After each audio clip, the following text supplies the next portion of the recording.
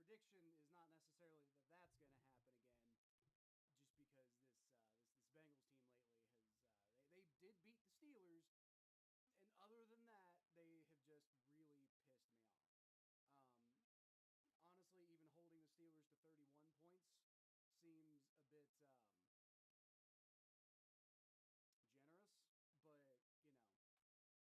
but my hope is that the Bengals will score more than 28 points, obviously. But I'm not. This Bengals team has not made me feel very good since that Steelers game. So, I'm back to the point where it's like until you prove to me otherwise, I cannot pick you to win any more games. Now, I'm feeling potentially somewhat optimistic because, like we said before, am I muted? Hello? Oh, it doesn't even have me. What?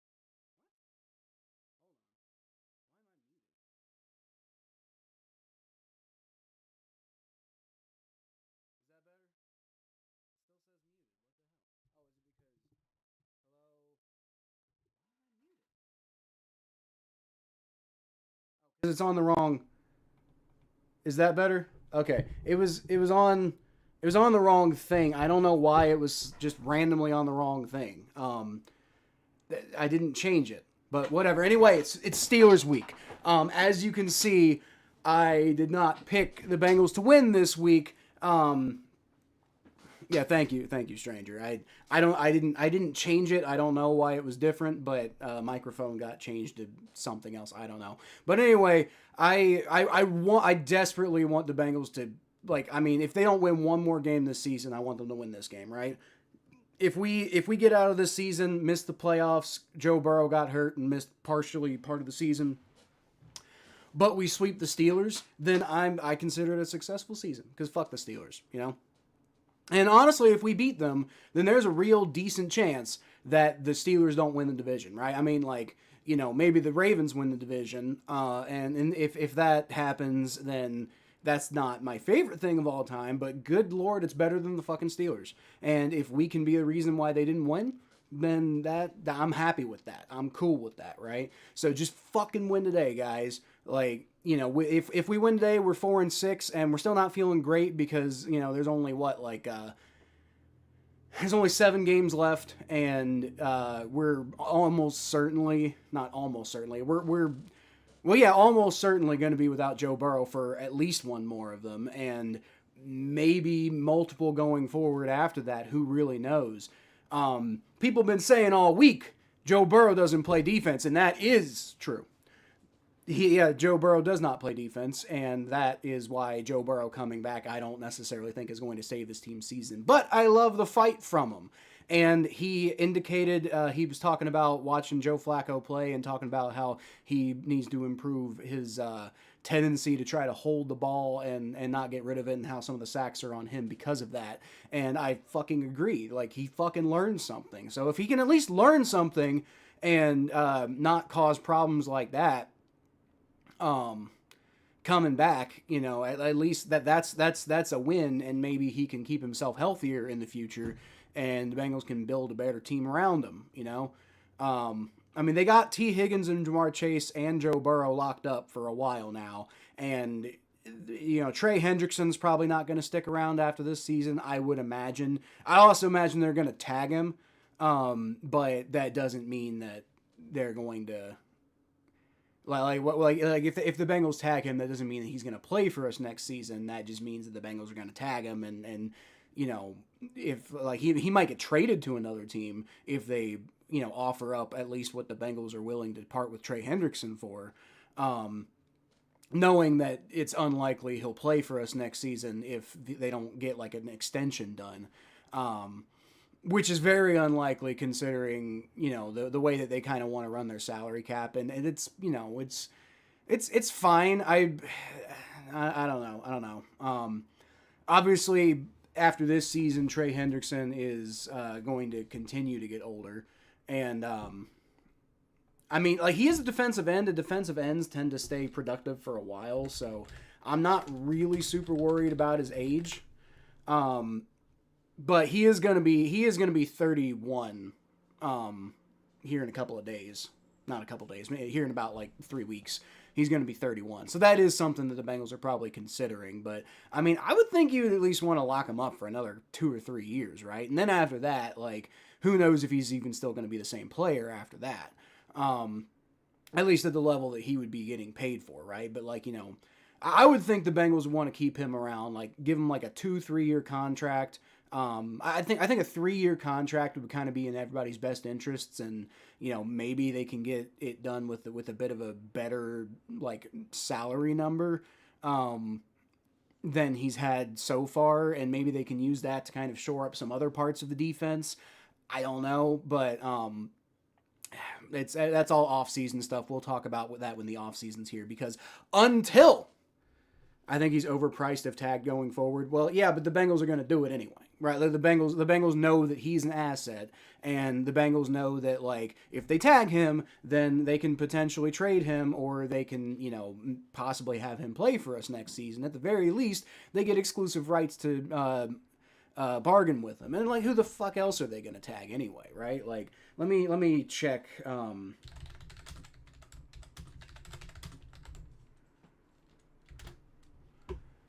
Bengals upcoming free agents, Joseph Osai, I mean, they're not going to put a premium on bringing him back. Ted Karras, he might not even come back. Geno Stone might not come back. Joe Flacco, I think James Rapine made a good point that Joe Flacco deserves an extension.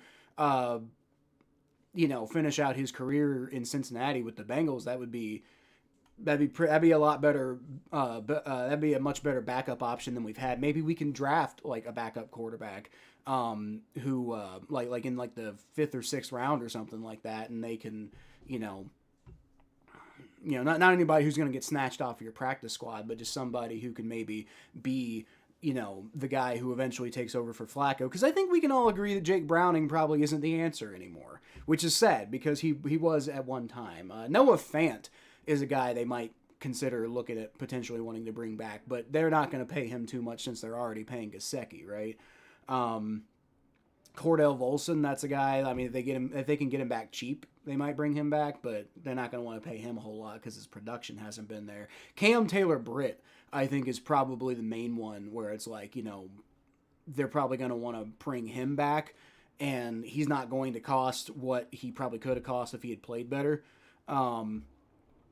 But, I mean, we'll have to see with Cam Taylor-Britt.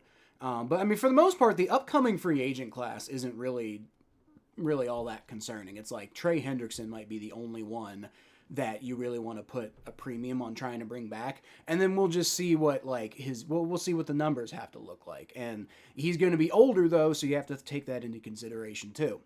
But all of that is to say, if Joe Burrow can, fix his injury problems and they can maybe, figure some stuff out with the defense, then they're going to be pretty good going forward, right? Now, maybe there's always the possibility that they could figure it out this year, right? Like, they can beat the Steelers, and then who the fuck do we play next week? Patriots, right? If we can beat the Steelers, and if we can beat the Patriots, then Joe Burrow potentially comes back the following week to a 5-6 record, and you got 2 games against the Ravens, who would probably be your biggest competition for the division at that point.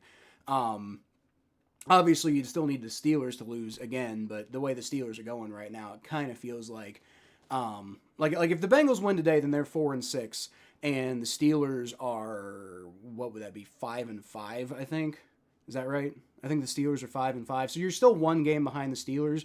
But like the way things are going with the Steelers, you can imagine that if the Bengals figure something out, they'll probably win more games through the final 7 than the Steelers would. So, or through the final 6, right? If you beat the Steelers, you got to beat the Steelers today. Like if you lose to the Steelers today, it's you're starting to. Oof. Because you're basically going to have to win out the whole rest of the season and hope that you can get a wild card spot that way, right? Because if you lose to the Steelers, then you're 2 games behind them, and the division seems pretty far out of reach at that point. But if you can beat the Steelers, then you still got 2 games against the Ravens, and if you can win both of those games, which I know that's a tall task, especially now that Lamar Jackson feels pretty well back and stuff. But, I mean, like, the season's still potentially in front of you if you can beat the Steelers today. if you lose to the Steelers, you're basically at like, all-time miracle level of turning around and making the playoffs. And I don't think you bring Joe Burrow back for that, right? But maybe you do. Maybe do. But my guess is if the Bengals lose to the Steelers today, it's going to be because their defense is still complete and utter garbage. And if their defense is still complete and utter garbage, there's no point in bringing Joe Burrow back, right? Because Joe Burrow could score like 70 points in a game, James Rapien made another good point about like, oh yeah, well if you bring Joe Burrow back, that's still a good thing because he's still Joe Burrow. And if, Flacco's doing this with the offense, maybe Joe Burrow will do even more with the offense. And that's great. But with the way the defense is playing, it kind of doesn't feel like that would matter anyway. Not for this season anyway. That still doesn't mean that you don't take the shot and bring Burrow back if, he's medically cleared to play and if he's healthy. But at the same time,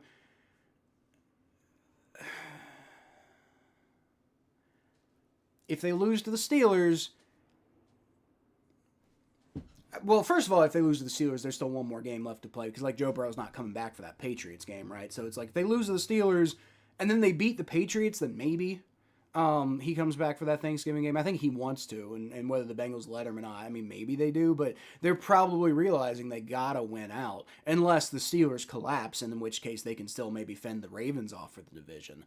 But, like, the Steelers would basically have to collapse, because they'd be 5-5, and they would probably have to finish with a... They'd have to finish with a 9-8 record, and then that 9-8 record would have to they'd have to be like a tiebreaker that settles in the Bengals' favor. Now, potentially, if the Bengals beat the Ravens twice, then they have division victories over. And if they'd have to beat the Browns in Week 17 and stuff, but. Obviously, we're assuming they're going to beat the Browns in Week 17 if we're thinking that, like a 10-7 record or 9-8 record is on the table if they don't beat the Steelers today, right? So, the division tiebreaker, I guess, is still on the table, but, you're making it way harder on yourself. But then again, they've been doing that all season, so what else is new, I guess? The big problem with tag and trade is we're on the hook for the cap hit. Yeah. That's true. I'm not saying it's the move I would make. I'm saying if it was me, I'd just re-sign Trey Hendrickson, right? Like how much money do you want? We could probably make that happen, right? I mean, maybe some salary cap gymnastics to make it happen, but we can probably make whatever Trey Hendrickson needs to happen. We can probably make that happen. That would be my approach, right? What I'm saying is what the Bengals would probably do is they'd probably tag him and act like they have all the leverage. They might let him walk. They might not tag him and just let him walk, and because they'd probably be maybe not guaranteed, but there would be a pretty solid chance they'd get a third-round compensatory pick out of that. And that would only be like one round away from the second-round pick that they're basically asking for him in a trade. But, potentially going into like the draft and stuff like that, maybe teams are feeling a little bit bolder to make big, bold moves like that, right? So it's hard to say exactly what approach they would take, but to me it feels like the tag and see what your options move is the one that, I'm not saying tag and trade is what the Bengals would do. Maybe they would, maybe they wouldn't. I don't know. But I do think tag and just the tag part seems like what the Bengals would do is they tag Trey Hendrickson, because there's nobody else you're going to fucking tag. You're not going to tag, I mean, maybe, big maybe, like not even in the realm of, the only one I think that they would even consider is Cam Taylor-Britt. And even then, I don't think he's been good enough to really use the franchise tag on him. I think I think you just take the risk on seeing if you can re-sign him for a team-friendly deal, and if not, you go find somebody else who can get the job done. You're not going to tag Joseph Osai because he hasn't really developed into like a consistent starter. So the only person you would even consider using the tag on is Trey Hendrickson, and maybe you just don't use the tag at all. That's also an option, but I think they're going to use the tag because like they seem to really like that as a bargaining chip. And when it comes to Trey Hendrickson, it seems like they, I think Trey expects it at this point. I think Trey expects to be tagged, and I don't think he likes it. I don't think he appreciates it, but he keeps signing 1-year deals. Not 1 year deals. He keeps playing for the Bengals. He keeps, like, regardless of how much he complains about it, he does keep playing. Now, would he, if he had gotten the deal he wanted, would he be playing, would he be more likely to, like, overlook an injury right now? That's my main thing with, like, giving these guys the long-term deals. Because, like, if you give Trey Hendrickson a long-term deal, the one he wanted all along, and, like, the security for the future and stuff like that, does that incentivize Trey Hendrickson differently when it comes to his injury right now? Because I don't know what his injury is right now. But if his injury is like, because like Zach Taylor's calling it doubtful, right? But if it's like, hey, there's a possibility he could play, would Trey Hendrickson be more incentivized to play if he knew he had that long-term security, right? And then, you're potentially risking an asset in terms of a player that you paid, but I think that it's football, and that's just part of what the game is. So I don't think that's a problem with paying a guy at all. Is if you're going to incentivize him to play on the field, whether he's injured or not. It is what it is. I think I'm all for keeping Flacco if he wants to stay. Well, see, now that's the key. The question is, does Flacco want to stay? Because the way Flacco's been in the past, when he was with the Broncos, he said that he wasn't interested in, like, teaching the new guys, and that was, like, a whole big thing that people talked about. Now, that was also a long time ago. It was, 4 or 5 years ago. So perhaps his perspective now at 40 whatever is changed. And and also consider the fact that he just may be, okay with retiring after the season, too. But yeah, if he wants to stay, I think is the key. Looks like the Steelers are going to get the ball first, and that's going to be returned to about the 22-yard line before the Bengals take him down. So that's good kick return. Oh, shit. Good kick return coverage as I knock my webcam off. I got to figure out a better solution, like maybe a wireless solution or something, because that's not even close to the first time I have basically kicked my... Here, let me... There we go. That's still not looking good.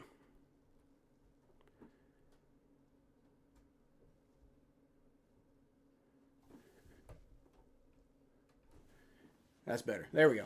Okay. All right, so 1st and 10, Aaron Rodgers takes the snap, and he's rolling back. He's got some pressure. Does dump it off to DK Metcalf. And Joseph Osai was in coverage, is not able to tackle DK Metcalf annoyingly, but he doesn't let him get any extra yards, and he drags him out of bounds. So that's, to me, not a good indication of things to come with this defense, but I respect Joseph Osai sticking with that and at least getting him out of bounds. But it's like, how is Joseph Osai not able to tackle a wide receiver? Like that, I know it's DK Metcalf and he's huge, but like Joseph Osai is bigger. So I don't understand that one. Anyway, Cam's not even in the game right now. Jaylen Warren takes the handoff, and I fucking hate this defense because they had him stopped at the line, and they let him squeeze through. Like, are you fucking kidding me? They didn't let him get a first down. It is 3rd and 1, so I mean they could stuff him here, but I hate this defense. CTB has not been tag worthy. Is kind of what I'm saying. I don't think the amount that you'd be paying him is really worth what you get out of him right now. Flag after the play shit. I think the Steelers attempted to go for it. The refs are saying he's short. One ref was indicating that he was short. I didn't even see who took the ball. It looks to me like he got it. It was Darnell Washington, by the way, who took the snap. And he didn't really get stopped at all. So the question is, they're giving him the first down. I thought that was a first down personally, but one ref did indicate that it may not have been. I don't know. God, I gotta fix that, man. Good Lord. Rodgers is gonna fake the handoff. It's gonna be a play action. He's gonna throw. He's got DK Metcalf, and Jordan Battle just gets absolutely roasted in coverage on that one. Good fucking God, Jordan Battle. I'm about done with Jordan Battle, guys. Like, I was a big fan of Jordan Battle when we first drafted him. Because he when his rookie season, he was pretty good, but he just completely fell off the radar. And I will say, like, that's one guy who I hate Lou Anarumo for like wasting. Like, he did not develop that. He had a guy who had like a really good rookie season, didn't develop him for shit, and now look where we're at, you know? Like, that's why Lou had to go, guys, because Lou didn't fucking develop anybody. He's gonna do the same thing to the Colts. Jaylen Warren takes the pitch, and he gets about 3 yards. But that's another situation where they should have had him down. Like, Dax Hill should have had him down, like, for at least no gain, if not a loss. Gets on my nerves, man. This defense isn't any better. I didn't think they would be, but actually, I guess technically I did think they would be, because I only, said the Steelers only score 31 points. I thought they might have like some semblance of pride, but they're allowing 33.3 points per game. So Rodgers pitched to Jaylen Warren, and oh my fucking God, there was another situation. He's breaking ankles. Jordan Battle taking terrible fucking angles. DJ Turner gets blown through, and he gets down to like the 12-yard line, where once again the entire defense, you had like at least like 8 guys who like read that play correctly. They all flooded that side of the field, and Jaylen Warren still just slips through because they're absolute fucking garbage. Oren Burks over here taking a terrible angle and letting him through. But it's not just Oren Burks. It's like every single person who was on the line there is getting absolutely blasted through. And DJ Turner having absolutely no idea how to tackle. He gets freaking stiff-armed in the air. And now suddenly the Steelers have the ball at the 12-yard line. See that? How these human beings are employed as professional football players makes me outrageously mad. They stop him for about a 2-yard gain there, Kenneth Gainwell. So at least they know how to tackle in some situations, I guess. I don't know. Not enough. This defense is garbage, dude. Like, how the fuck anybody on this defense is paid money to play football? Just it's embarrassing. I don't understand how like these guys aren't like how these guys go out at fucking like during the day. How do you go to the store and show your face? And there's another example. Fucking Barrett Carter just like lets Kenneth Gainwell get to the outside on a dump off pass for like a 12-yard touchdown. This is what I'm talking about. Good Lord, they're awful. Every single person on the defense should be absolutely fucking ashamed for anything that they've done over the last few weeks. And that drive was a perfect example. Like any other defense on the entire planet, possibly any defense in NFL history, would have probably stopped the Steelers on that drive because they were looking kind of sloppy. But the Bengals just let them squeeze right through in every single situation.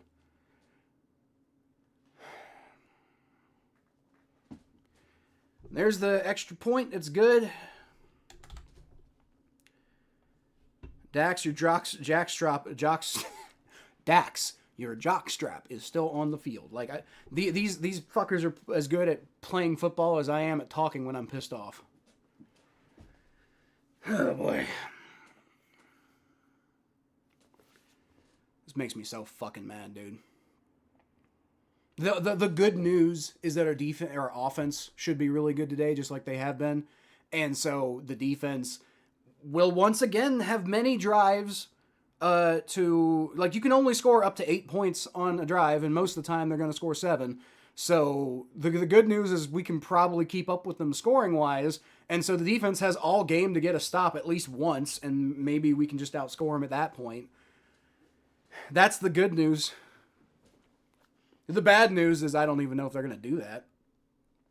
This looks like a junior high team on defense, dude.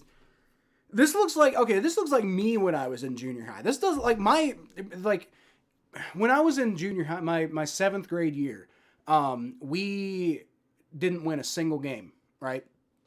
And our defense was probably equally good to this defense when I was on the field. I was like probably like a 4th string. So I was corner.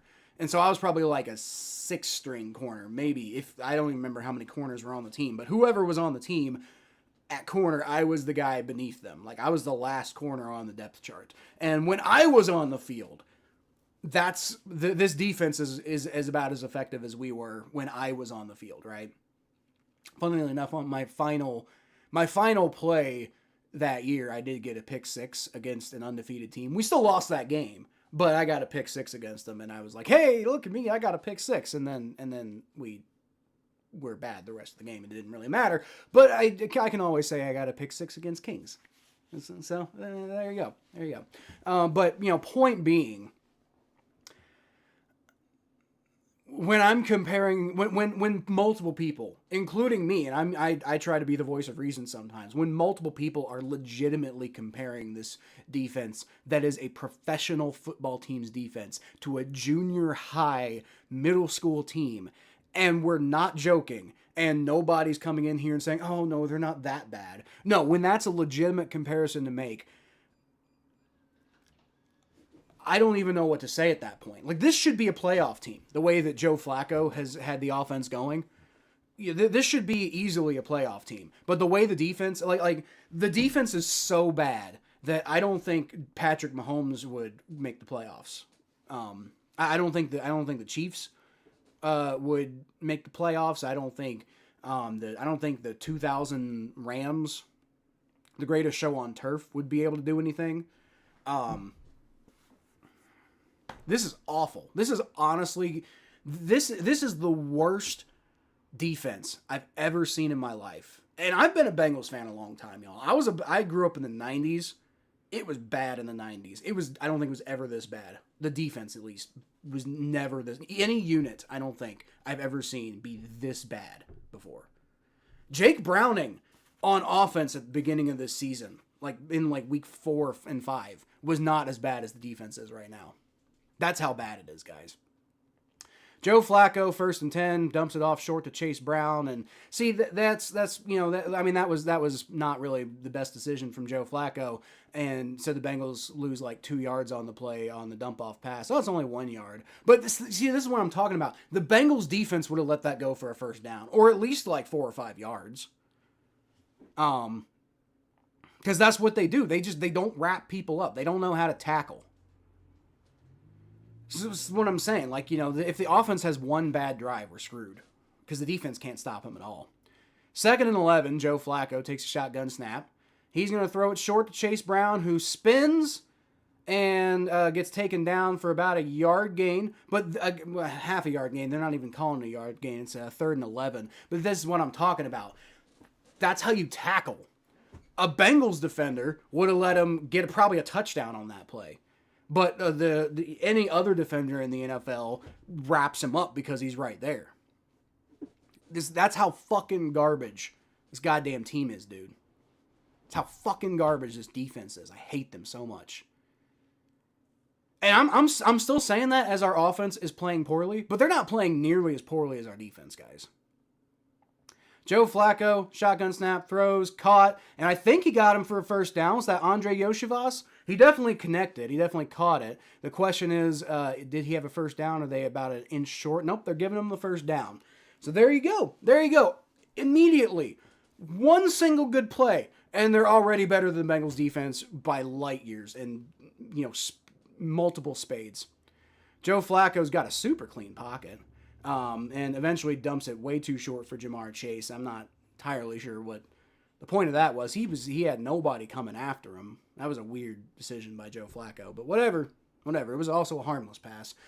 What's up, y'all? Today's lunch, B-dubs, mushroom Swiss burger with tater tots and ultimate nachos. What are you folks having? I don't know. I had a late breakfast, so I don't even know if I'm going to have lunch, to be honest with you. I had smoked salmon on sourdough bread. I don't even know if I'm going to necessarily have lunch. I might. I don't know. Might just wait till dinner, honestly. All right, well. See, the crazy thing is I think our offense is a better defense than our defense because, our offense will take some time to get down the field, and that they're more likely to hold the Steelers to less points if the offense takes longer on offense than if the defense has to go out on the field. That's the crazy thing.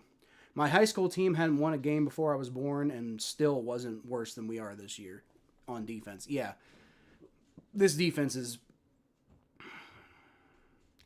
I don't understand how they're paid to play football. I don't. How are they this bad? I do not understand how they're this bad. Flacco is going to hand the ball off, Chase Brown, and that's going to be about a 4-yard gain for him, maybe 3, 4. Can we throw past the line of scrimmage? And well, Flacco did that and didn't catch it. Although Yoshi caught the first down, so maybe that'll work out. I don't know.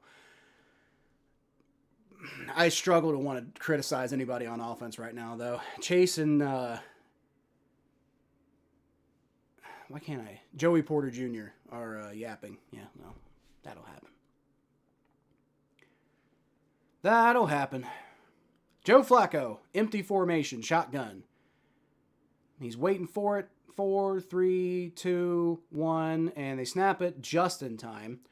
He's got some time to throw. He's got a man, and there's another first down for Yoshi. Yoshi's having a good game today. Yoshi has been struggling a little bit for the last couple of games, but he showed up right away today. He's been the only one on offense who's really been doing a whole lot, but give him credit. Give him credit. This is what I'm talking about, man. Like, the offense might have some struggles, but you can't, criticizing them at all is kind of crazy compared to the defense. They're almost, not quite at the 50, but they're almost at the 50. Chase Brown makes a man miss. There you go.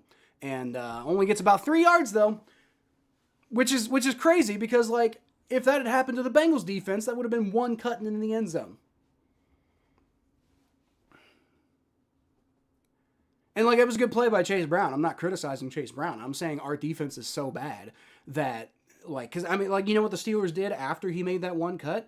There was another guy there who took him down, Like, he got an extra yard or two with the cut, and that was good. But the Steelers have a real defense, that actually knows how to do anything. Hey, that's going to be offsides on the Steelers. There you go. Chase Brown's going to pick up about 5 yards on the play, but the Steelers jumped that snap a little too quickly. Yep, offsides. He was all the way over the line. Like, that's not even a neutral zone. That's, like, all the way over the line. Like, that looks like somebody on Madden fucked up. It was Nick Herbig, the linebacker, who jumped that snap too quickly. So that's going to give the Bengals 2nd and 3. Would have had 2nd and 5, so got an extra 2 yards. I'll take it. Might have even been 2nd and 4, or 2nd and 6, the way that the refs call these things sometimes. But either way, the Bengals have the ball at the 43-yard line now. Joe Flacco's under center.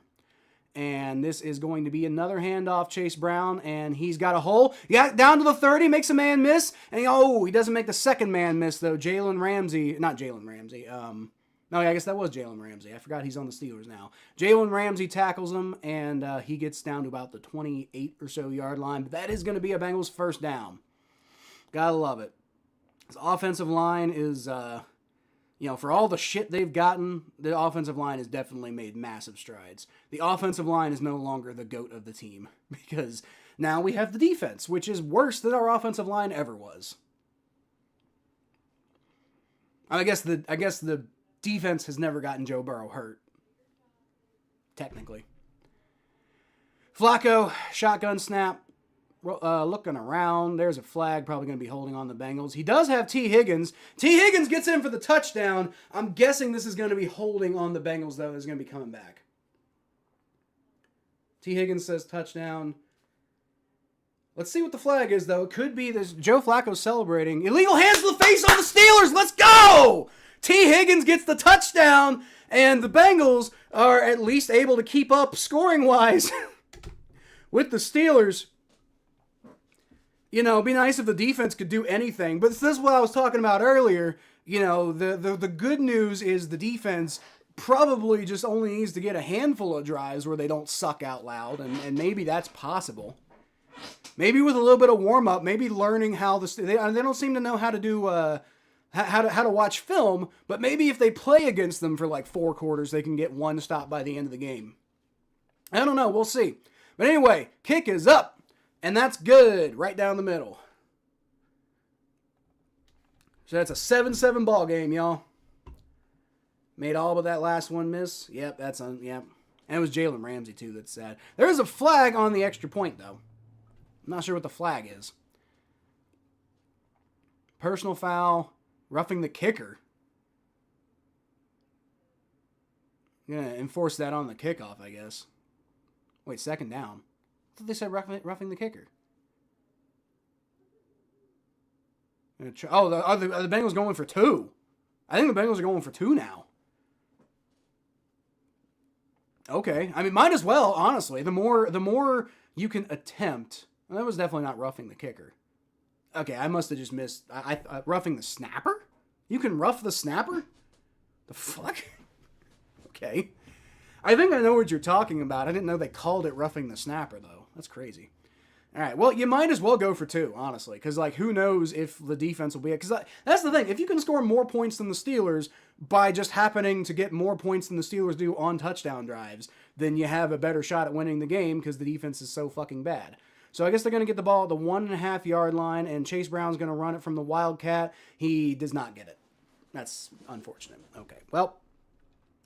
I'm not even mad. Not even mad at the decision to try to go for it there. Not even mad, really. Jalen Ramsey got burnt. Yeah, that's what he does for a living, Richard. Jalen Ramsey's garbage. Well, that sucks. But I'm not mad at all for Zach Taylor for choosing to go for 2 there because you gotta take your shots when you get them, you know. Because of how bad our defense is, you got to take your shots when you get them. The only thing that makes me feel slightly better is the fact that the Bengals get the ball first in the second half because the Steelers got the ball first. So the Bengals get the ball first in the second half, which means if they can end up with the ball last in the half, and then they can score, and then they can score again, and so, you know, so that would potentially be really good. Not mad at going for 2, but hate the play call. That's maybe, I don't know. Because you are telegraphing what you're doing. So I maybe that makes a little bit of sense. I don't know. I actually do kind of agree with you because like our offensive line has gotten a lot better at creating run holes.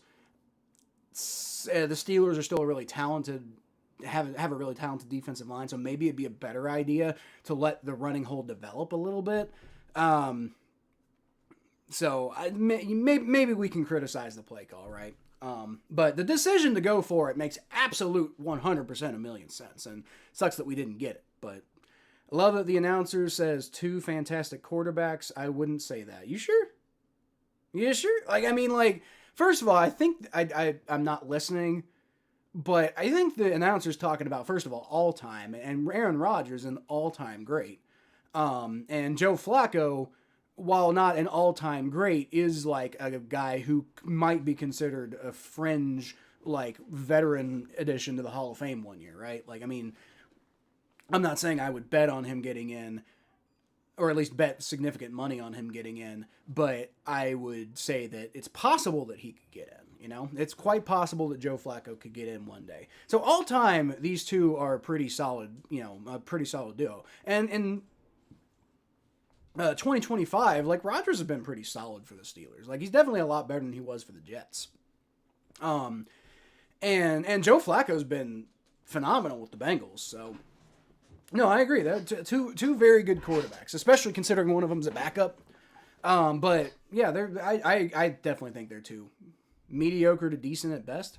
Are you sure about that? Joe Flacco's been killing it with the Bengals, and Aaron Rodgers has been.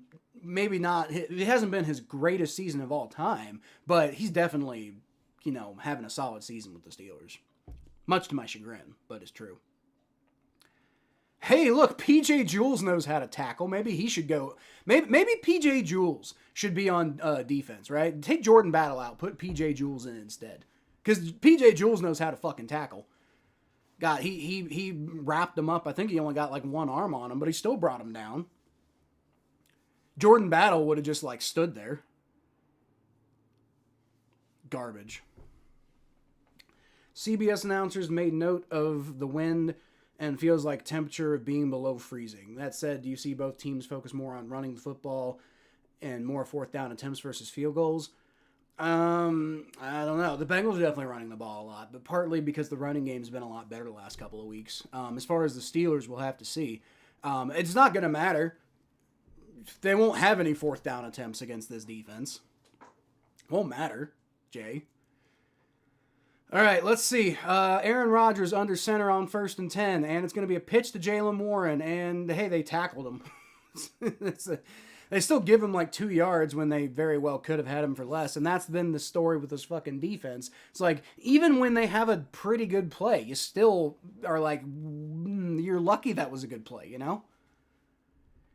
If we had P. Ryan, I'd have liked the call. That's true. I think P. Ryan should have been the guy. I think P. Ryan should have been the guy in the game for that particular play call. I do kind of agree with that, Stranger. Like, Chase Brown 90% of the time, but for like a tiny short yardage situation like that, P. Ryan's probably the better guy. It's going to be a dump off to Metcalf, and he picks up like 9 yards, actually more like 7 yards. I think the Bengals did prevent him from getting a first down, but it's going to be 3rd and inches. Now they're calling it first down. Okay, well, it was close. It was close, and I was... the camera had it was Gainwell, not Metcalf. But Gainwell had his back to the camera, so I couldn't really quite tell. But and it looked like he was a little short to me, but I didn't exactly see where the ball was either. So, I'm fine with that. All-time, yes, now mediocre to decent. Dude, Flacco's been killing it. Like, and Rodgers is not like the best quarterback in the NFL, but he's been pretty solid with the Steelers. So I'd say these are definitely 2 fantastic quarterbacks, especially playing the way they're playing at this stage in their careers. And did the Bengals actually play coverage for once? Wow! Demetrius Knight makes it so that Darnell Washington doesn't catch a pass, and so it's going to be 2nd and 10. Phenomenal. While Aaron Rodgers was getting pressured. That was one of the best defensive plays I've seen in weeks. I think Rodgers might have had Metcalf there. Probably, if he had taken the deep shot, probably could have had Metcalf. But I think I kind of see why he didn't go for it. I think he did see Metcalf, but he wasn't able to get a clean shot at him, so took the short route. I think they're going to call this a false start. I don't know. They're calling this offsides on the Bengals. I don't agree with that. Neutral zone infraction on the Bengals. All right, whatever. So it's going to be 2nd and 5 now, I think. Don't know if either are top 10 current this year.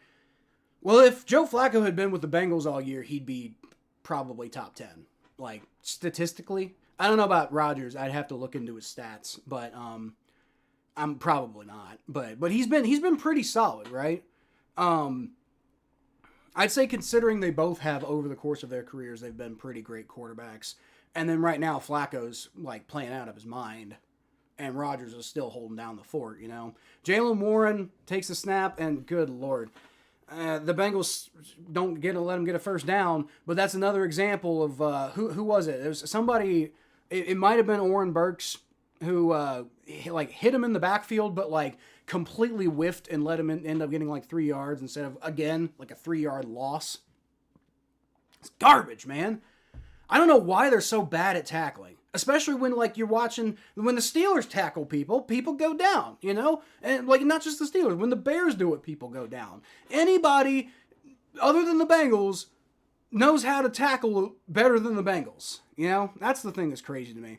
And it's going to be another handoff to Warren, and hey, yeah, there you go.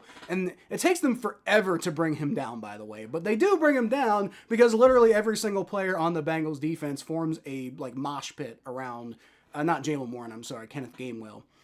There was a mosh pit formed around Kenneth Gainwell, and that's enough to maybe scare Kenneth Gainwell into going down instead of staying on his feet. Maybe he was scared because he was like, mosh pit. 4th and 1, and the Steelers' offense is still out on the field, I'm guessing because, you fucking might as well, honestly. If you watch film, you should probably go for it against the Bengals. And they're going to go for the tush push, and I think they stopped them! Did the Bengals defense get a stop at, the 39-yard line? Let's go! Let's go! Maybe I should just keep talking shit. The more shit I talk about the Bengals defense, the more likely it is that there's a chance that they do something good. And the Bengals now have phenomenal field position. They did a great job of stopping that, dude. That's great. That is great. So the Bengals are going to get the ball in phenomenal field position after that. Hold on. So I think the refs gave them the first down, and the Bengals are now challenging. I thought for sure that was going to be called short, but I guess they didn't. Looks to me like on the replay, it's pretty clear that ball does not go forward. So, I don't know. Maybe I'm wrong, but we'll see. Let's see. So, there's the line, and there's like his helmet goes past, but the ball never really goes forward if you look at the other angle. I think that's pretty clear that that's not a first down. That's my reading of it, but I only saw the one angle. We're on a commercial right now, so let me actually go back and watch that a little bit.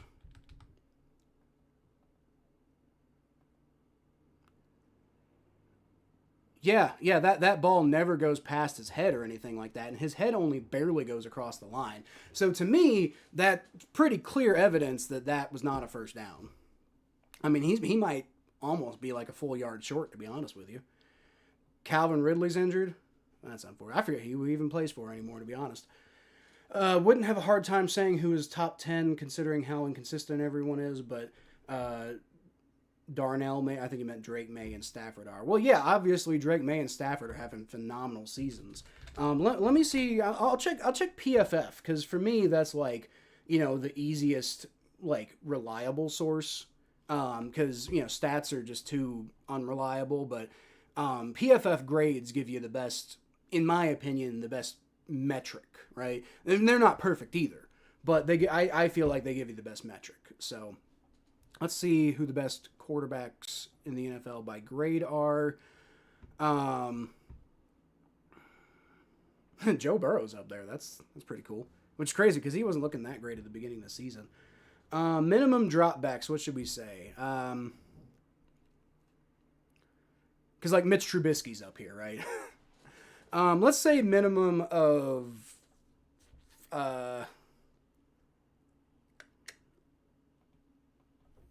let's say a minimum of like 80 dropbacks, because that keeps Tyler Shuck up there, right? And I think Tyler Shuck deserves to have some credit. So Joe Flacco is the 12th best quarterback in the NFL by this metric. And Aaron Rodgers is not even on here. Aaron Rodgers is 26th. Okay, so maybe you have a point. You might have a point. But if you go overall, it's a little different, right? If you go just passing, then that's that. But if you go overall, then Joe Flacco's 14th and Aaron Rodgers is 31st. So okay, so Joe Flacco, I think calling him a fantastic quarterback is accurate. And Aaron Rodgers is a, no question Hall of Famer. So, and he's definitely had a better season this year than last year. So, I don't know. I don't think there's anything wrong with calling them fantastic quarterbacks, even if Aaron Rodgers isn't having his best season. So we're still trying to see what happens on the challenge. I think it's pretty clear to me that ball doesn't come across, right?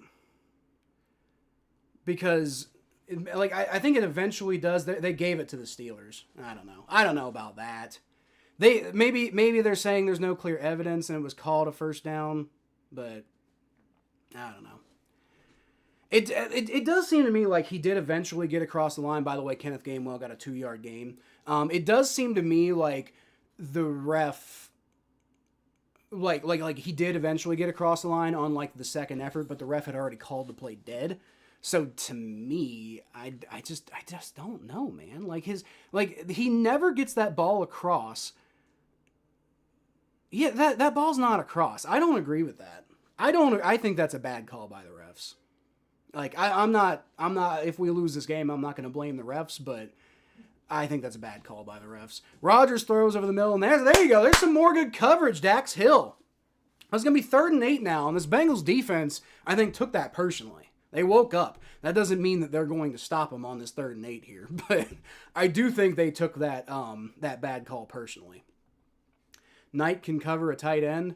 Maybe. We'll see. Dax Hill can apparently cover DK Metcalf. And Rodgers is calling for a pass interference, but I don't think you're going to get it, buddy, because you just got a bad call. So you better keep your mouth shut, honestly. You're only on the field right now because of a bad call by the refs. So, they giveth and they taketh away. Rodgers, shotgun snap. And he's got a little bit of pressure, and it's too short. I think he might have caught it, but it's well short of the first down marker. So it's going to be 4th and 5, and the balls it would take to go for it from here. I mean, they might do it. They might do it because this Bengals defense is that fucking garbage.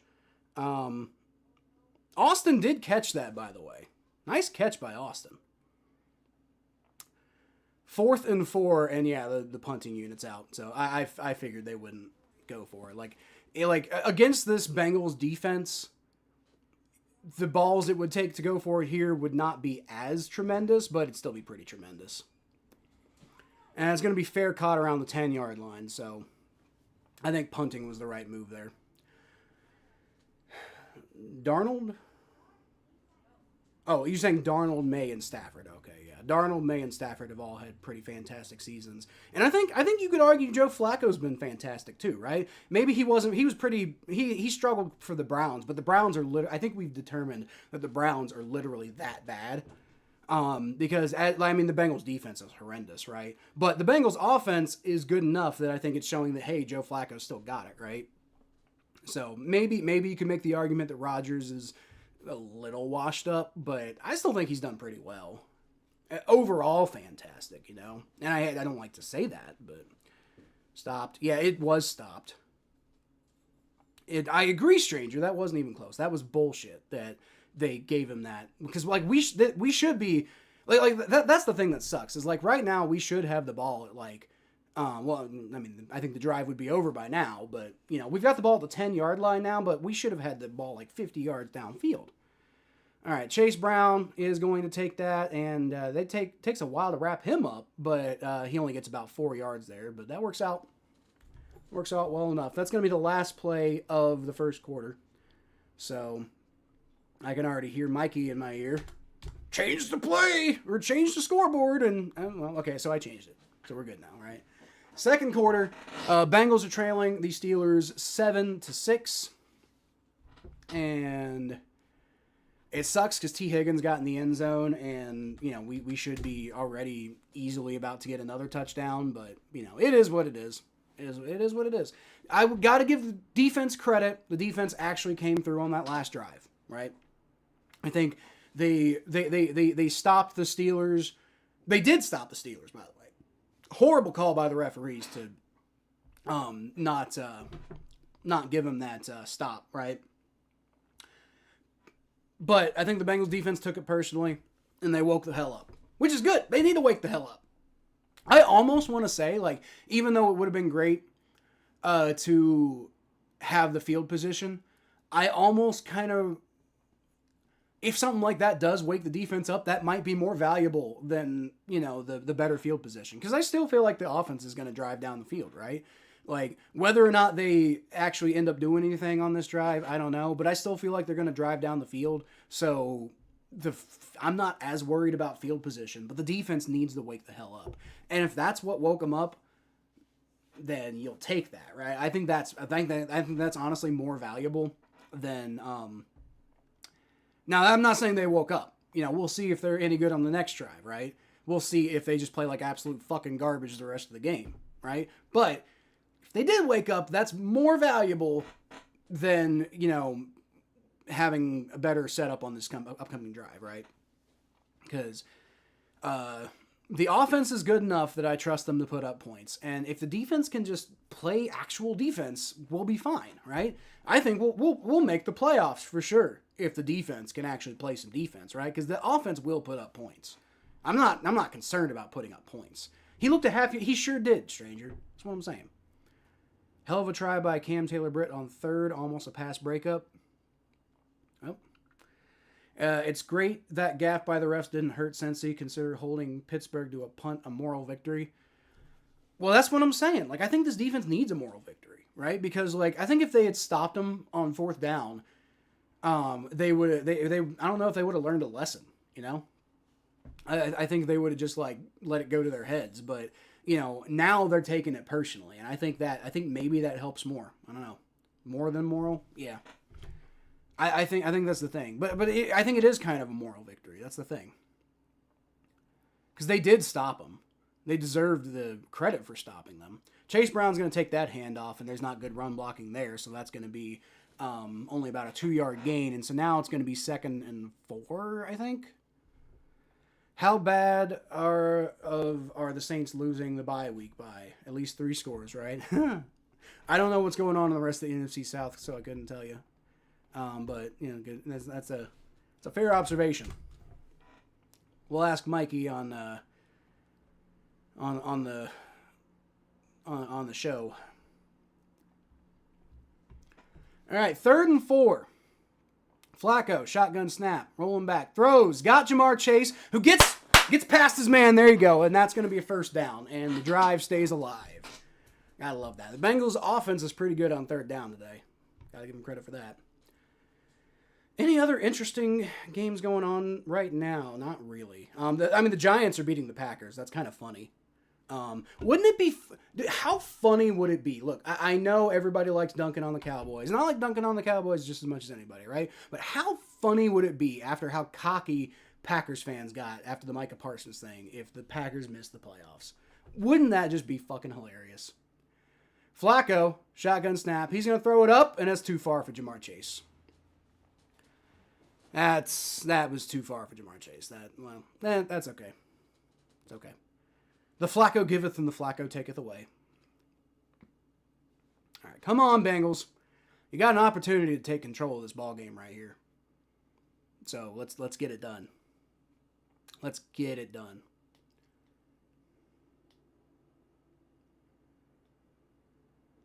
I think if Chase had committed a little bit more to that, he could have really beaten Joey Porter Jr. there.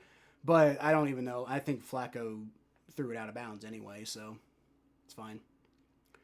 Flacco, shotgun snap, rolls back, looking around, throws it short as he's being hit.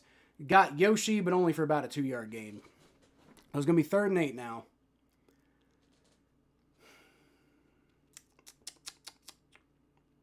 Not great.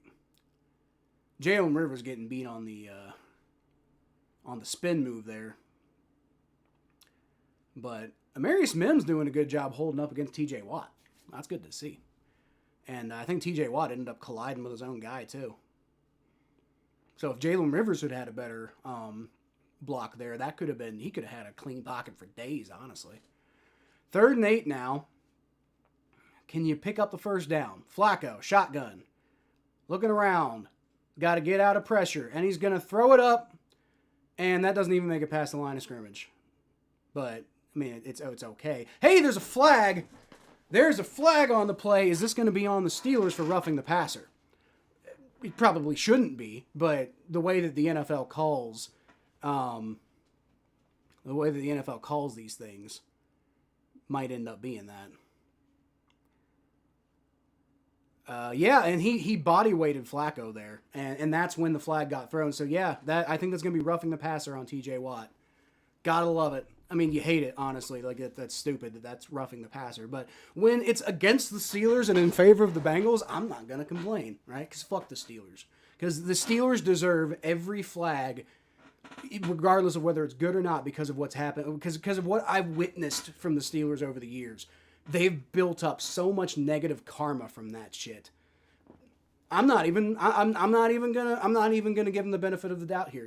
Fuck it, Steelers. Guess you shouldn't do that in the first place. Yeah, fuck off. 1st and 10. Flacco under center, which is awesome, by the way, that we get 1st and 10 right now. Taj Brooks hits the hole pretty nicely and picks up about 6 yards on the play. So there you go.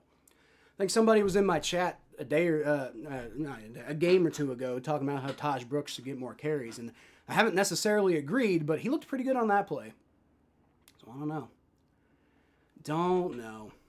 Yeah, he did drive Flacco to the ground. Now, I mean, that should just be a normal football play, but it is illegal. Like, you can't do that by definition. Like, that's the way the rule's written, so... And I don't agree with the rule, but I'm not going to shed any tears for the Steelers either. False start on the Bengals as the Steelers were about to annihilate Joe Flacco, so that might end up actually being a good thing. Watt blew up Herbig on the Yoshi catch. Yeah, they ran into each other. Imagine having to watch the trash Finns play an injured Commanders in a snooze fest. I didn't even bother, honestly. Joe Flacco, his indicating that his shoulder is a little sore. Hopefully that doesn't hurt too much. Typical Watt. It's true. A Taj Brooks sighting. Yep. I don't know if you'll see more of Taj Brooks because Chase Brown's been having a good season. Or at least the last couple of... like he's been good at having a good second half of the season anyway. Flacco hands the ball off. Chase Brown. There you go. And he gets a nice little hole there.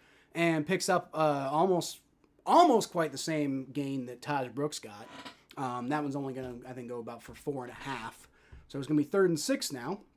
I was huge on Taj Brooks in the draft, and we took him with exactly the pick I wanted to use. So you called that shit. Kind of reminds me of when I did the same thing with Giovanni Bernard.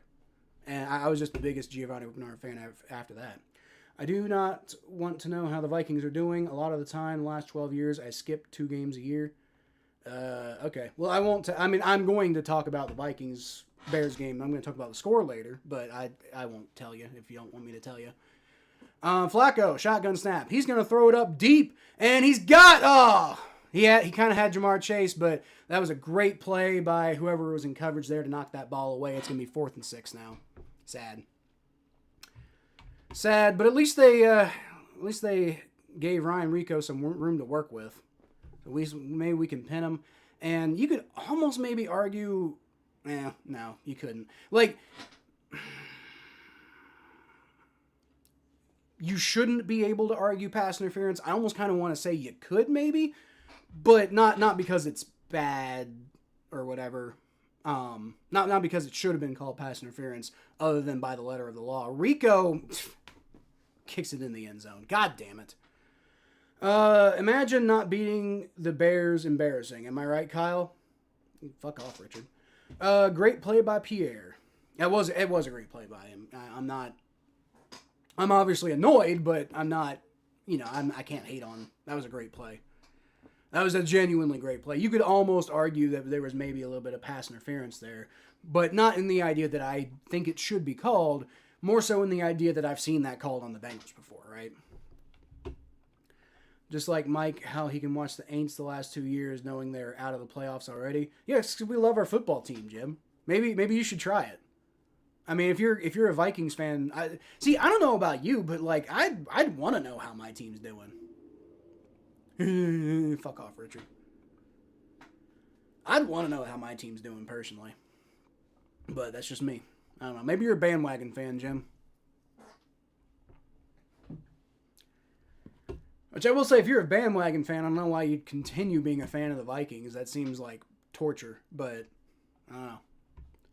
If it was me, I'd want to know how the Bengals were doing. Even if I'm not saying I would watch every game if I wasn't, I would probably. I try to watch most games, but sometimes I have other things to do in life, and if the Bengals are bad enough and I'm not streaming, then maybe I might make the decision not to watch for some reason. But I'd at least want to know how they're doing, or maybe I wouldn't want to know, but I'd have to know, like I couldn't stop myself from figuring it out. As a Vikings fan, aren't you used to being out of the playoffs by week 1? No, not lately. The Vikings have been in it most years. They just have a tendency to fail when it matters. Just like the Bengals. Honestly. So as far as the other scores in the NFL go, you got Jaguars beating the Chargers 7-3. Falcons beating the Panthers 13-7. Bills losing to the Buccaneers 10-7.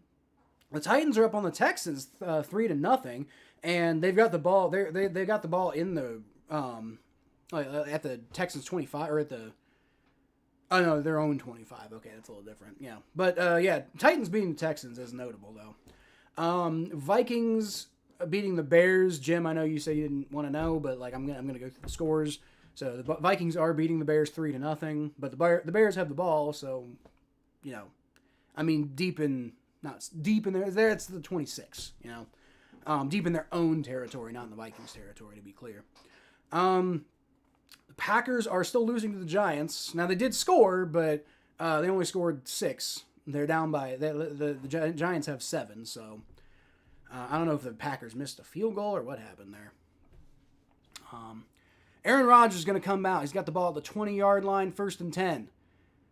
Rolling back. He throws it short to Jalen Warren, and yep, there's the Bengals defense again. Barrett Carter does not know how to wrap up. That's what I'm saying. I saw the exact same play happen to the Bengals earlier today, and he wrapped up Chase Brown. And I mean, it was still a gain of like 2 or 3 yards, but yeah, annoying. Josh Jacobs is injured. It's not good. That might explain why they're struggling, but they've been struggling for weeks now. McManus missed fog. Is it like foggy in that game? Is that why he missed? Oh, he missed the extra point is what you're saying. And the Bengals defense stops Jalen Warren for like a yard gain there. I will say, though, there's another instance of one guy totally whiffing on the tackle, and Jalen Warren ended up getting about a yard when he should have gotten nothing. That's why it's 7-6. Okay, that I guess that makes sense. Kind of wild that the Bengals-Steelers game is also 7-6, but mostly because the Bengals went for 2 because the defense was so awful that you had to respect the decision to go for it, right? 3rd and 3 now from the 27-yard line. See if the Bengals can get a stop here. Rodgers rolling back. He's going to throw it up, and it's too far for DK Metcalf. There you go. Now, he had him, too. That was just an overthrow. That wasn't great by the Bengals defense, but it works out. So it's going to be 4th and 3 now, and the Steelers absolutely are going to punt here. Like, they're not going to risk giving the ball over at the 27-yard line. Like, I would shit in this chair right now if the Steelers tried to go for it. And indeed, they're not. So I don't have to shit in my chair. You guys are probably happy about that, by the way. I don't know if you guys would, even though that would be funny, I don't know if it would be. I think you'd probably be too gross to want to actually see that. That ball bounced straight up in the air. Damn. Like just boom, boom. So the Bengals going to get the ball at what, the 26-yard line or so? Boverthrow. Or Bovert bow. And Boverthrow. Yeah, Aaron Rodgers had a Boverthrow. Because he had DK Metcalf, man.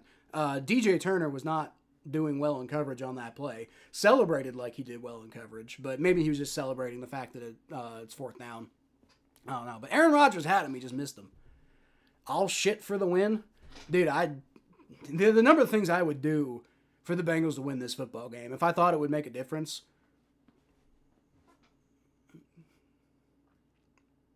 It's probably, it's not literally anything, I guess, but it's probably more than you'd think. Like, I would pay money for the Bengals to win this football game. Like, I would literally be willing to buy a guarantee that the Bengals win this game. I guess it depends on how much that costs. Like, I only have so much money, but I mean, like, I'd probably pay a couple $100s for the Bengals to win this football game. You know, I'd probably do that. You know, maybe I don't know. Maybe I wouldn't, because then I would know that the Bengals won because I bought, because I paid for it, and that wouldn't really. I don't know if anybody else would know, but I would know, and I don't know if that would really, it wouldn't really feel as exciting if the Bengals won that way, I guess. So maybe I wouldn't pay a couple $100, but I might pay like 20. You know, I might pay like $20, $30, $40. You know, just because I don't really need the satisfaction of the win. I just need them to win. I don't care how they do it. You know, it could be the worst ref game of all time in the Bengals' favor. Which it has not been so far, by the way. But it could be, in theory, the worst ref game of all time in the Bengals' favor, and it's clear, and everybody clowns on the Bengals all week over it. I'd take it.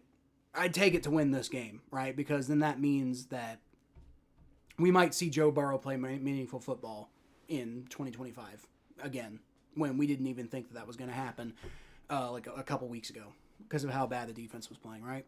The Bengals can win today. We almost certainly will see Joe Burrow playing meaningful football again in 2025. You know, whether they beat the Patriots or not next week, I think beating the Patriots next week would guarantee that we're going to see Joe Burrow very soon. But I don't think beating the Patriots next week would.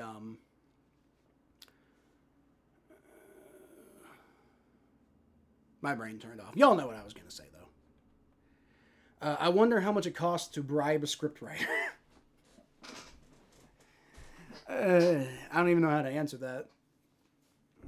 Because I get the joke, haha, but also it's not how that works. Joe Flacco under center from the 21-yard line. I guess I was a little off as to where they got the ball. He's going to throw it too high for Jamar Chase, who does get a hand on it, but he gets obliterated by Jalen Ramsey, so I don't think he was going to catch it anyway, but if he ever had a shot at catching it, that wasn't going to happen with Jalen Ramsey screaming at him like that. But that was, I don't know why Joe Flacco threw that ball so high. Damn, he had T. Higgins too. He had T. Higgins open. Damn, that's one example of a very bad football play by Joe Flacco. Like, they would have had at least probably like 20, 30 yards with T. Higgins. And then they probably would have had a first down with Jamar Chase. Either guy, if he had thrown that better, he would have hit. All right. It was going to be a handoff to Chase Brown, but the Bengals got a delay of game.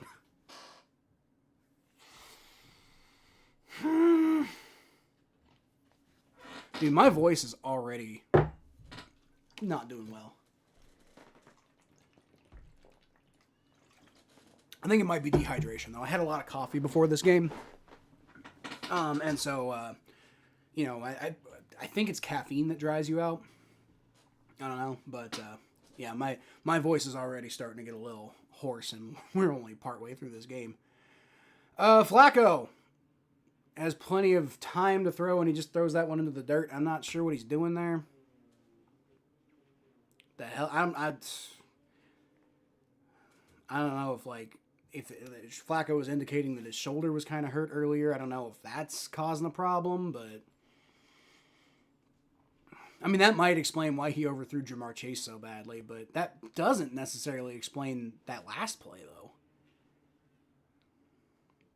He might have been able to get Jamar Chase on that play, too. Again, only for like a 6-yard gain, but better than nothing. Flacco, short under center. He's going to throw it short to Noah Fant, who doesn't get anywhere near the first down marker. And, well, that's a bust of an offensive drive. Going to need the defense to come through again, which never makes me feel good. Even if they are having a pretty decent game so far, right? First drive aside, that first drive was horrendous and needs to have the tape burned. But they've been doing okay outside of that first drive, so maybe they can keep doing that. I don't know. 4th and 8, Ryan Rico's going to come out, try to punt the ball away, and the good news is he can't get a touchback. He's way too far for that. Boots it away, does kick it really far, though. That's going to be returned from about the 11-yard line. And the Bengals do a pretty good job of stopping him there. Not great, but the Steelers going to get the ball about the 23-yard line or so. So at least they flip field position. They're at the very least giving the Bengals defense a good shot, right?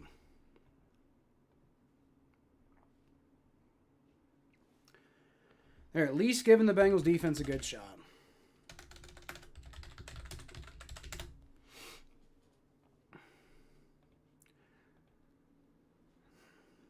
I didn't even look up the Bengals, Steelers, and actives today. I did, but then I didn't have, I had to go pee, and I didn't have time to really analyze it. So let's look them up now since we're on a commercial break. 6 Bengals are inactive, which includes Sean Clifford, Marco Wilson, Samaje Perine. So that's why he wasn't in, because he's hurt, or he's inactive today. Because we were talking about how it would be good to have him in for that play, but if he doesn't exist, then probably not. And I don't think Taj Brooks would have done any better than Chase Brown on that play. So Cam Grandy, who I think he's inactive basically every week. Trey Hendrickson, we're missing him today, and yet the defense is playing.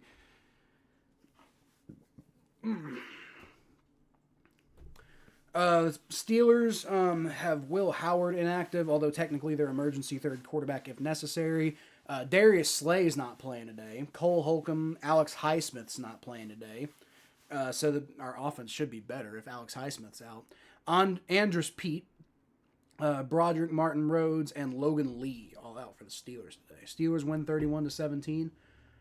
I think the Bengals do better than that. I mean, I don't know. You and I agree on the Steelers' final score of this game, so maybe the way the defense is playing, maybe not, but I just don't really believe that they're actually going to keep playing this way today. I knew Perine was out, that's why I didn't like the call on the 2-point conversion. I thought, weren't you the one who said it would have been better to have P. Ryan? Let me see.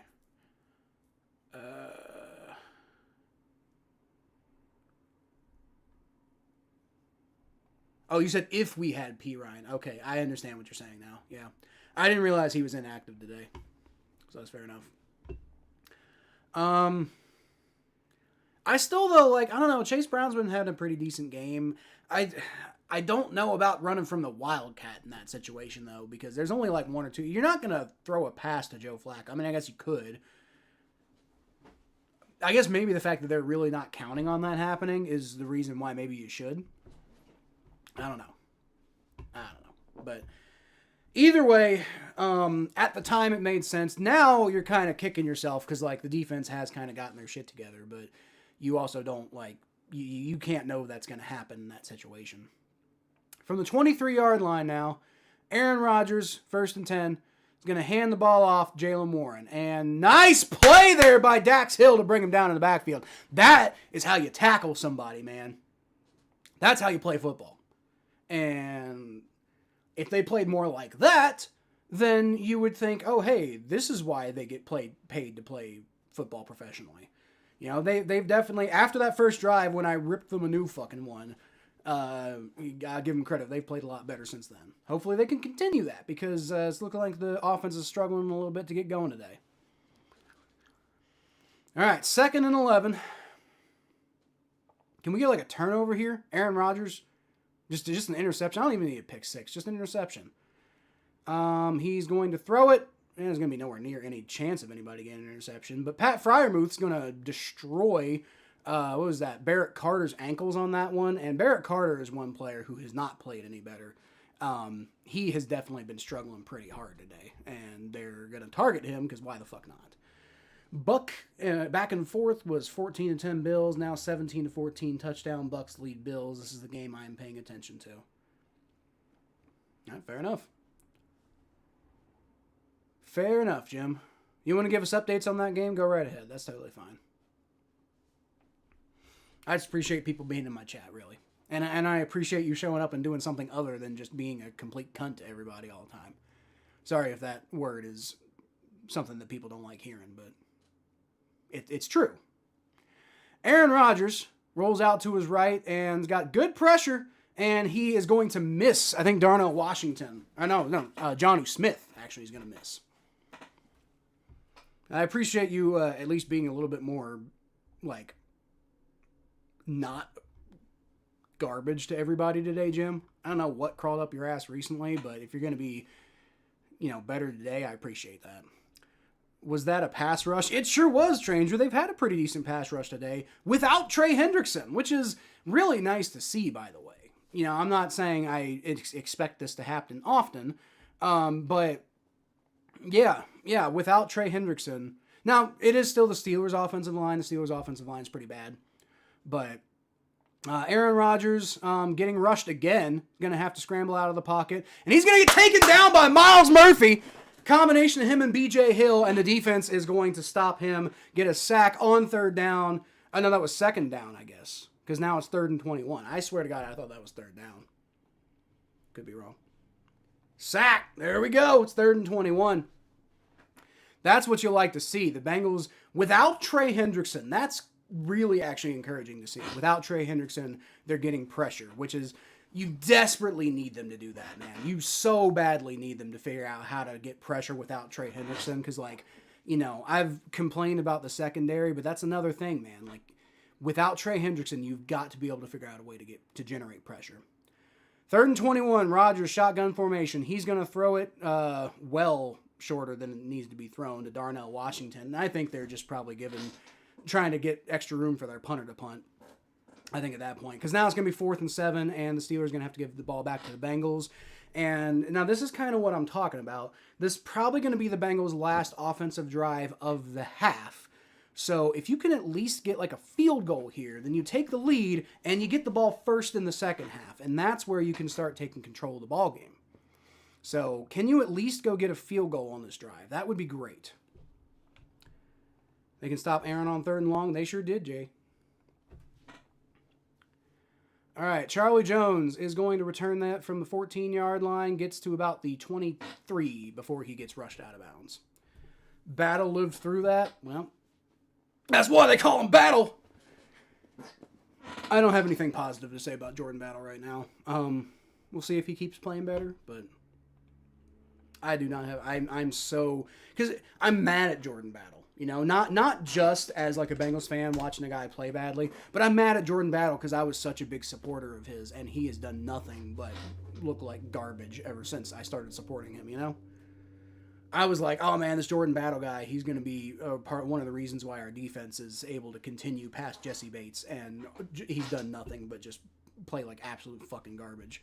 And I'm done with him. I'm done with him at this point. If he starts playing better, then great. I hope he does. I hope he proves me wrong, and I hope he gets a contract extension with the Bengals and ends up being like a lockdown safety who does really well for the Bengals over time. But I do not believe that's going to happen.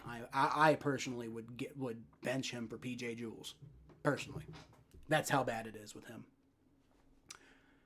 But we'll see. You know, I was curious what the Steelers' pass blocking, where they are pass blocking wise this year. They're not too bad. They're actually like 13th in the NFL. So maybe I was a bit premature to say how bad their offensive line was, but the Browns' offensive line is decidedly, without even a shadow of a doubt, the worst. Like, they're so far behind everybody else. Y'all want to know why Joe Flacco was playing so badly in Cleveland? It's because he was behind a worse offensive line than maybe the Bengals have had. And then on top of that, Browns receivers are also decidedly the worst in the NFL. You know, like they're the PFF grade for receivers, for the Browns receivers collectively is 57.8, which is worst in the NFL by a pretty decent margin. Except, I mean, the Jets. Oh wait, no, I'm looking at the wrong metric. So yeah, well, yeah, still by a pretty decent metric because, like, you know, the Jets and the Giants and the Steelers, funnily enough, the Panthers, the Jaguars, and the Broncos are all in like the 62, 63 range, right? And the Browns are at 57.8. So their receivers have been awful this year. But their offensive line, their offensive line has been 35.4. The next closest team is the Dolphins at 47.4. That's how that was what Joe Flacco was dealing with in Cleveland. So, like, Richard, you were talking about these guys aren't fantastic. Well, Joe Flacco, you can't count what was happening in Cleveland against him because he had literally less than nothing to work with. So anyway, from the 22-yard line, Flacco is going to hand the ball off. Chase Brown doesn't really get a whole lot there. Gets about 1.5 yards. 0 run blocking on that play. Or maybe you just give credit to the Steelers for great run defense. Bucks interception. Allen has now thrown 2. Colts or Broncos will be in the... Bucks interception. Allen has now thrown 2. Colts or Broncos will be in the Super Bowl before the Bills this year. I don't think the Colts or the Broncos are going to make the Super Bowl, Jim. I think once the Broncos start playing like some like legitimate high-end competition, we're going to see that the Broncos really aren't that great. Joe Flacco's going to dump it off short to Chase Brown after having basically nowhere to go with that ball. And Chase Brown picks up about 1.5 yards, but not really helping out that much. It's going to be 3rd and 6 now.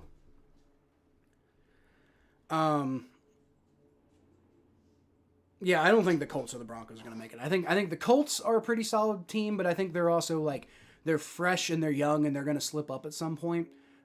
Just like pretty much most teams, other than apparently the Bengals in Joe Burrow's second year. But most teams that are like that get hot like at the beginning of when they're going to be relevant typically slip up pretty quickly.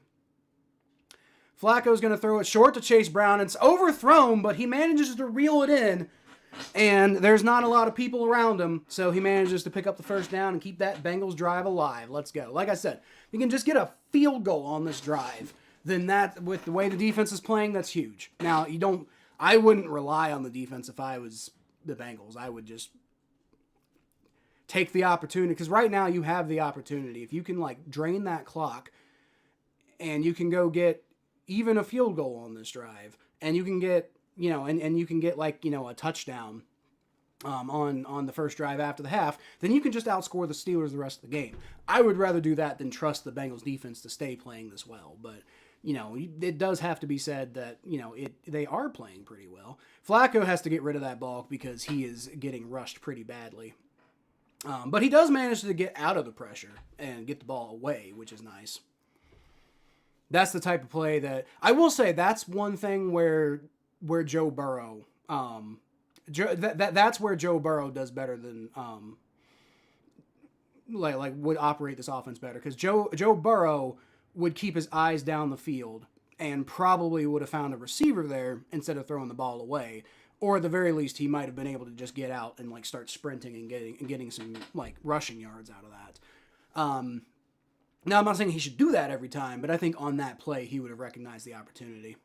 Chase Brown's going to take the handoff on 2nd and 10, and he gets about 4 yards, so that's a pretty decent run. Bills need the win badly to fall to 6-4 would be ouch. It's true. That's true, especially with the Patriots doing so well this year, like the Bills, honestly, like, it sounds crazy to think about, but if the Bills keep losing, it's not completely out of the realm of possibility that they could miss the playoffs, like I think it'd be pretty surprising if they did, but if they lose this game, the division race seems kind of like, really far out. Flacco, under a severe amount of pressure, tries to force that one to Chase Brown, and he's kind of lucky that one doesn't get intercepted. Threw that one into double coverage. That was not the best decision by Joe Flacco. And he really genuinely had nowhere to go with that ball, to be fair. Like, now here's the thing. You have to throw it near a guy because, you can't, you're still in the pocket. Super lucky that one didn't get picked because he threw it right into that guy's hands, man. Damn it! Well, all right. Well, the Bengals having to punt now again, 4th and 7, and that ball is going to get. They should have just let that go in the end zone. What are you doing? I'll take it though. The Steelers are a stupid decision to try to return that by number 19 there, and the Bengals are going to pin the Steelers offense back pretty far. That's going to take us to the 2-minute warning. Not that the clock would have been running anyway. But that's a little unfortunate, though, because the Bengals don't get to stop the clock with the 2-minute warning. But if the defense can come through, they might get another shot at an offensive drive. And offense has been, oddly enough, decidedly the worst of the two units so far today. But which is weird because the Bengals' first drive on defense was so bad, and the Bengals' first drive on offense was pretty damn good. So the fact that they've done not a complete 180, the Bengals' offense has not been as bad as the Bengals' defense was on that first drive, right? But the fact that, like, right now the defense is keeping us in this game and the offense is struggling, that's weird to see right now. Like I said, it's like the defense took that bad call personally and decided to wake the fuck up, while the Bengals' offense saw the Bengals defense playing well, and they're like, oh, cool, so we don't have to try as hard today. That's not how that works, guys. Definitely starting to get a little concerned about the way the offense is performing today. That's definitely the case. There's at least one or two plays, I will say, where if you had Joe Burrow, you're feeling a lot better about the way things are going, right? I think if Joe Burrow's on the field instead of Joe Flacco, not to disparage Joe Flacco too much, he's been great for us. I'm not trying to talk shit about the guy. I think he should get an extension to be our backup next year too. But not to disparage Joe Flacco or anything, but there are a couple situations that I've seen today where on offense, I think Joe Burrow might have extended that drive and kept things alive, and we'd probably be winning right now, Now, it's very weird to be thinking about that because it's like the Bengals defense is playing well enough that this is where Joe Burrow being available comes in, right? But Flacco's missed a couple of throws today. That's the real key. Flacco's missed a couple of throws. There was one time where I saw that Joe Burrow's tendency to hold on to the ball and try to make a play actually would have helped. And there's plenty of times when that does help, right? But there's been so many times when he just takes a sack or he potentially puts himself in an injury type of situation that it becomes a problem, right? But in this game, I think Joe Burrow would actually have us ahead right now, which is kind of rough to say because, you know, I really want Joe Flacco to beat the Steelers. And, I mean, he still might. Maybe I was wrong about it being a high-scoring game, though. Maybe I was wrong about it being a high-scoring game. All right, Rodgers is going to toss it to Kenneth Gainwell. And the Bengals defense doing a great job of forcing him out of bounds behind the line of scrimmage. And this defense is playing with some confidence right now, y'all. Face mask on the offense. Oh, wait, no. Maybe that was on the defense. No, it was on the offense. Why is it still first down? What? Like, I didn't realize. Does face mask replay? I would think that would be a foul that doesn't give him a first down again. That's weird. So it is on the Steelers. Oh, no, okay, it's second down. So he did this. I'm not sure why he did this. Maybe the Bengals declined it.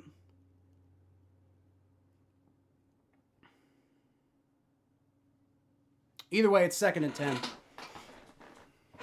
Why is it 2nd and 10? What? Didn't we get him behind the line? Maybe he dove or something. I don't know. All right, whatever. 2nd and 10. It's going to be another handoff to Warren. And they don't do as good of a job on that play. So it's going to be 3rd down now. And the Bengals, I'm imagining, are going to take a timeout here with 1:37 left to go. The clock has stopped, so I'm guessing that there's no way the Steelers took a timeout.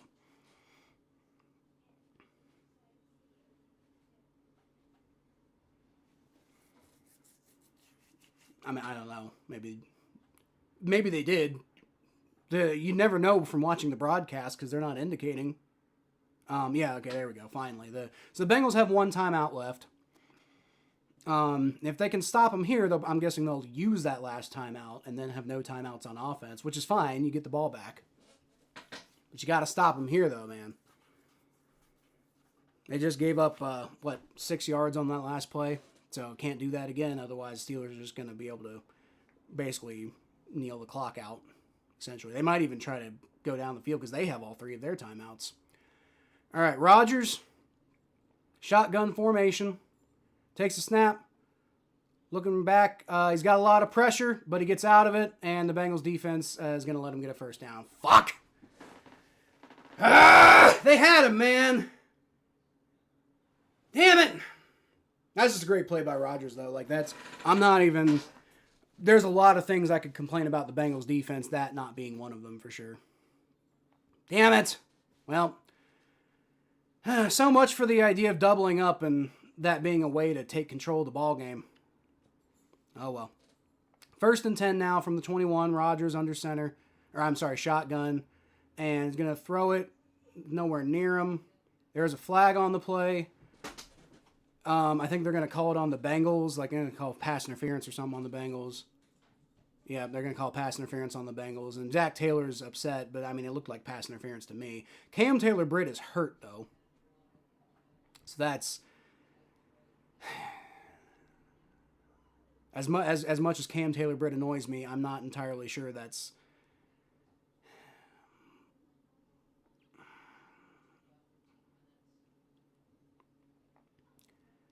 I'm not sure about that pass interference call, honestly. Like, I think he was just trying to get past the guy. I don't know if that's pass interference, but whatever. I do think that it's pretty normal for them to call pass interference in that situation. Rodgers now got the ball at the 33. He's going to throw it up, and that is... no, they're not going to call pass interference on Jordan Battle on that one, are they? No! I swear to fucking God. Might be on Metcalf, actually, because he doesn't look happy. Okay, so they're calling it on Metcalf. Okay. All right, that'll back the Steelers up then. I think maybe they're calling an illegal pick. I think they're calling an illegal pick or something like that. Metcalf definitely got in his way. Which, in that situation, is an illegal football play, so you can't do that. I mean, 1st and 20 now for the Steelers, now from the 23-yard line. And, I mean, if I'm the Steelers, I'm just, maybe take one shot here, but boy, if we could get an interception. Whoo. Rodgers got some pressure. He's going to throw it. It is dropped by Kenneth Gainwell, and there's another flag on the play.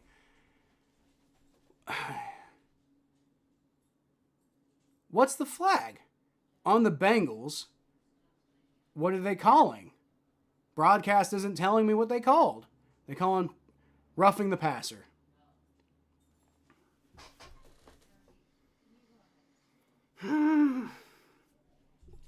Yeah, they haven't really been super flag happy today, Jay, but they're really hammering him on the penalties right now.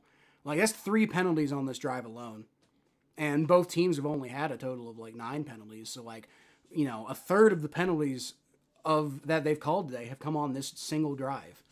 So the Steelers now have the ball on a 1st and 10 at like the 38-yard line. And I mean, there's still plenty of field to have to go, but Rodgers going to throw and it's caught. Darnell Washington just makes, good Lord.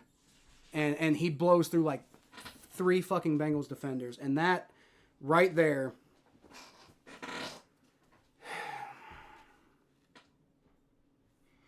dude, he fucking basically punched that last guy. I didn't even see who it was. But he basically just punched him in the face and got him to go down.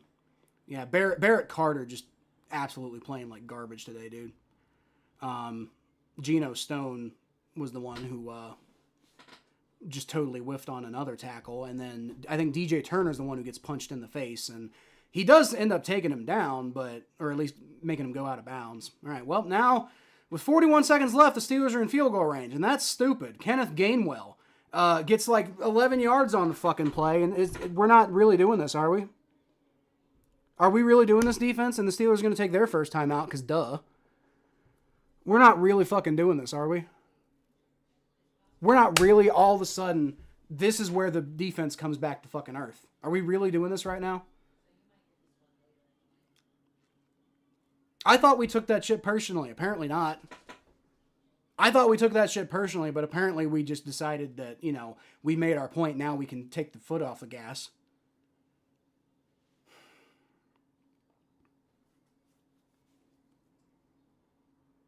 Doesn't make any fucking sense, dude. It doesn't make any fucking sense. The Steelers are out here playing violent. Like, legally violent for the most part, which is an improvement for the Steelers. They don't do that a lot. But right now they're playing violent, and the Bengals defense is just playing soft. On this fucking drive they are. Which is annoying as hell, because they haven't today. They've played really well today. Not all day. That first drive was awful. But since that first drive, they played well today. And right now, they're going right back to that first drive. In terms of, like, they played well. And then there was a bad call by the refs. And that seems to have undone whatever fucking mentality they got themselves into. All right, it's going to be a play action that the Bengals bit hard on. And Barrett Carter actually knocks that one away. There's a flag on the play. What's the fucking flag?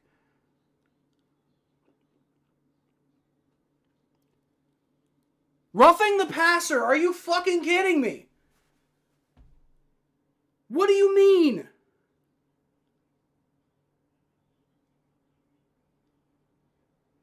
Who's roughing? There was nobody even near him. Osai did come in late. To be fair. That's just barely, but Osai did come in late there. Good Lord. Are we really fucking doing this right now? 1st and goal now.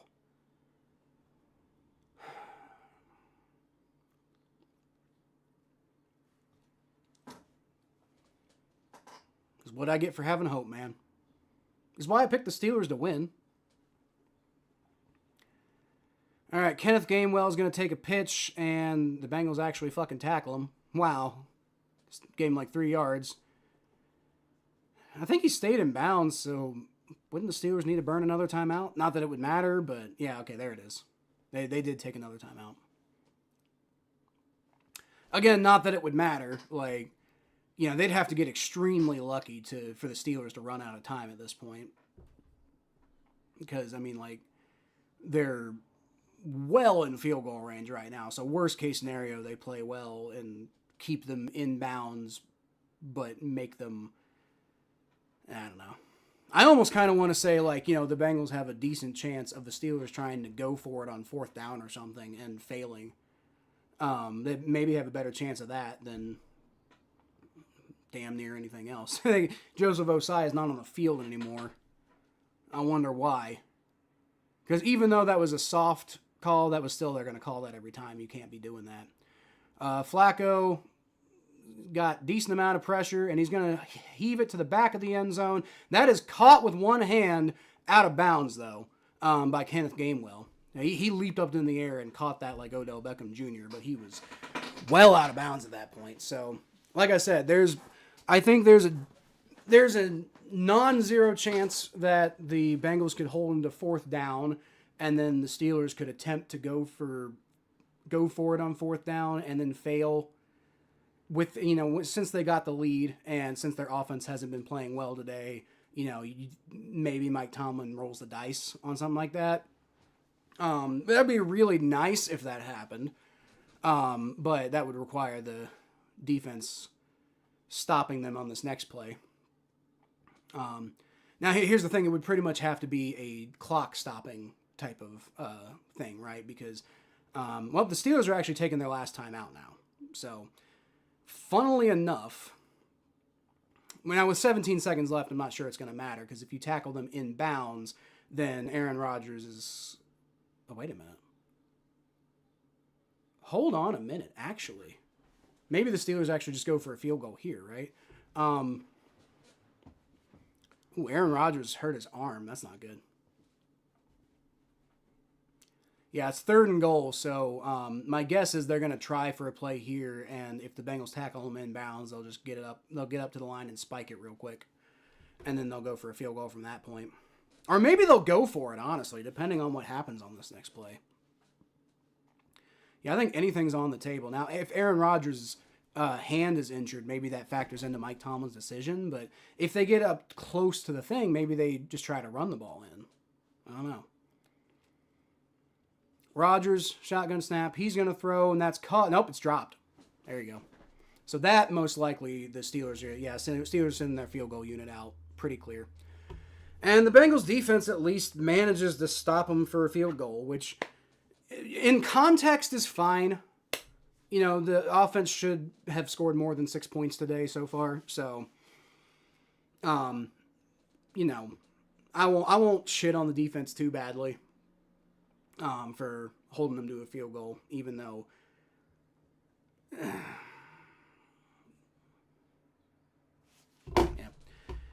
field goal is good. All right. Like I said, the good news is the Bengals get the ball first in the second half, so maybe the offense can come out and do something and at least take the lead. And if the defense continues playing pretty well, especially if I don't want to root for Aaron Rodgers being hurt by any means, but if Aaron Rodgers is injured, maybe that gives you a defensive advantage. Already today, even though Joe Flacco hasn't been having the best game, he has been playing better, sort of, than Rodgers, kind of. I think the ESPN's got Rodgers the better passer rating. I'm not sure quite why. Like, he does have more yards, and therefore more yards. He's got higher yards per attempt, or maybe yards per completion. But Flacco's completion, Flacco's completed more passes. Now I guess his completion rating is slightly lower too, so maybe that's part of why, right? But Flacco hasn't taken a sack today. Aaron Rodgers has. They've both thrown for a touchdown pass. I don't know. Charlie Jones, 6'5", 4. He's going to get out to about the 30-yard line. Now, with 3 seconds left, I'm imagining, especially since, like, Flacco was indicating that his shoulder's kind of sore, and he's kind of tapping it again. I would imagine they're just going to kneel the ball here and not risk him injuring his throwing arm here. Yeah, they're gonna kneel it. They're gonna kneel it. So we're gonna go into halftime. Bengals only trailing by 4, which is, I think that's surprising to everybody, right? Like, I don't know if anybody would have picked this to be a 10-6 ball game at halftime, right? Like, whether you believe the Bengals were going to win today or not, which, I didn't. And as I didn't, I would imagine most of you didn't. Because if I don't think they're going to win, then I imagine most of y'all probably definitely don't think they're going to win. But either way, I think, like I said, my expectation was the Steelers come in and win this game, but win it with a massive offensive performance, right? Like at least 31 points. I would have put money on my score being wrong because the Steelers scored way more than 31, right? But the defense has held them to 10 points so far today, which it's not too bad, right? Like they come out and maybe they can have a better second half. And, they could hold the Steelers offense to like 17 points. The Bengals offense needs to get it together. But if the Bengals, it would not be like if the Bengals offense can get like 2 touchdowns in the second half, then it seems well within the realm of possibility that we could win this game, right? Bengals offense has to do a lot better. Bengals defense needs to keep playing well, which I'm not feeling great about. But again, the good news is we get the ball first in the second half. If we come out, have a hot start on offense, we can take the lead. We can go up 13-10. Maybe we even go for a 2-point conversion and make it 14-10. I don't know. But at the very least, if we come out and get a touchdown, then we can at least take the lead. And then it's just about basically the whole rest of the second half. I mean, really, at that point, you can do about the same thing in the second half that you did in the first half, right? Because if you like after you get a touchdown on the first drive, then you can come out and the defense can play mostly well. Maybe they give up another 10 points, but it seems pretty likely that if the Bengals get 7, then it seems likely that if they have the whole rest of the second half to get like literally 4 more points, then they might do that, right? Or maybe even 3, and then we go to overtime. Like, I'm not sure how mentally prepared I am for overtime today, but I'd take that over a loss for sure. Not catchable, not PI. All right. Well, I'll tell you what, y'all. I gotta pee real quick. I might hold it for a minute, just because every time I fucking go somewhere or something crazy happens. So I might give it a few minutes, see what happens. Let me go through these scores real quick, but I will probably go for the O here at some point during the half. So the Jaguars are up 14-6 on the Chargers. Falcons are up 21-10 on the Panthers, so the Panthers might be slightly fraudulent. Bills got back up now. Bills are now up 21-17. Well, now I think the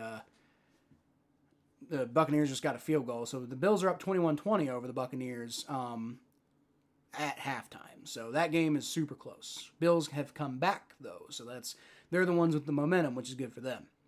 Titans up 3-0 over the Texans at halftime. So the Texans have put up a giant nothing burger, for the entire first half.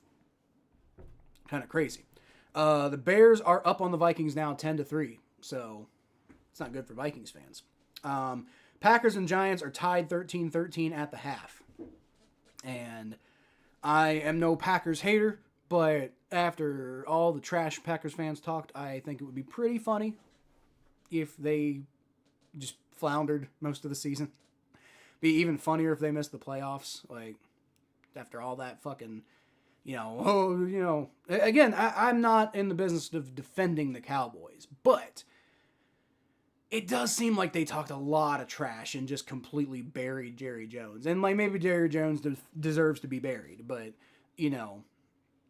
maybe you should have seen what the results were going to be before you lost your complete minds over it, right? And especially with everything they gave up for Micah Parsons and for this to be the result, right? And Micah Parsons been pretty solid for the Packers, right? Like it's not Micah Parsons not playing well. That's why the Packers have been struggling. Let me actually check. I want to see for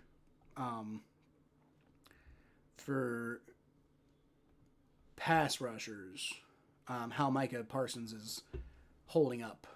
Let's see. So what should make? What should we make the minimum number of snaps? Myles Garrett's got 243, so that feels like maybe a good realm somewhere around there. Jeffrey Simmons has 221. Malik Collins has 213. So maybe minimum of 200 pass rush snaps.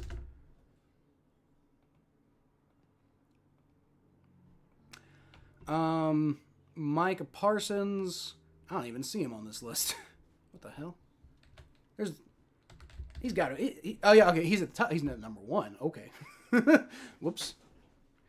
That's why I didn't see him, because I assumed he'd be like in the, maybe not number 1, like maybe not bad, but I figured he'd be like 5 or 6. But no, Micah Parsons has been the best pass rusher in the NFL this year.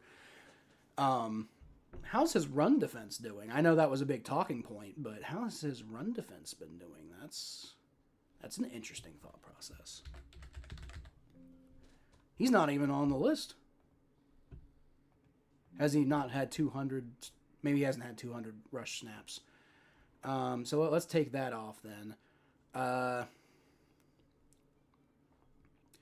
Let's call it like 150 rushing snaps.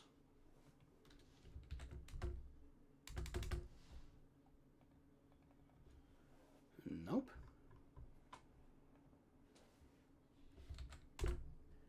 Wow. He's at number 107, so he hasn't been doing super great. He hasn't been doing horribly. He's, about average as far as stopping the rush goes, 67.1, so that's about average when it comes to PFF grades. I know it's mostly been the Packers' offense that's been the issue, but that's still kind of funny. Let's see. Team reports. The Packers have actually overall been the 4th highest rated team in the NFL this year, and yet they're 5-3-1, and could potentially be 5-4-1 if they can't figure out the Giants, right? On offense, oh good lord, on offense the Packers 12. That's where it is. Packers have been 12th, and defensively the Packers have been 4th.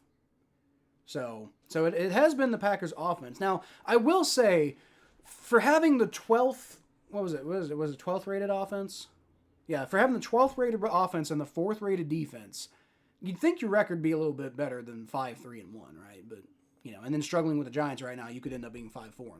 But those metrics are also, those grades are not updated for whatever's going on in the Giants game right now, so maybe that comes down. Hard to say.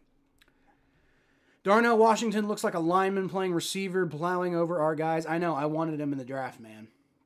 Not for receiving purposes, because we needed help with pass blocking from a tight end, and we do get that with Drew Sample. But at the time, Drew Sample was hurt, and it looked like we really needed to draft somebody who could be a great pass blocker, and so I wanted Darnell Washington to the Bengals for that reason. And it sucked because he was like falling really far in the draft. And at this point, it looks pretty silly that he fell so far in the draft, because he looks like a pretty good pickup for the Steelers, Refs bailing out Rodgers as usual. Is Rodgers known for being bailed out by the refs? I mean, I know people accused the Packers of having that happen, but I always thought that was a little overblown. Koo missed the PAT for the Giants. Mikey would love that. I didn't realize Koo was... on the Giants. Huh. Rodgers holding his arm. Maybe he's injured. Hope not. Yeah, I hope not. I mean, I don't want to win that way. Like I was saying earlier, I'll take winning no matter what way we get it done, but I don't want to win that way, right?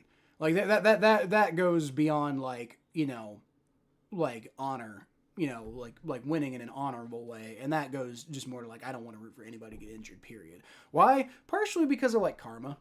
I don't think me rooting for a guy to get injured would change whether a guy gets injured or not. But I don't want that karma on me, And I think that's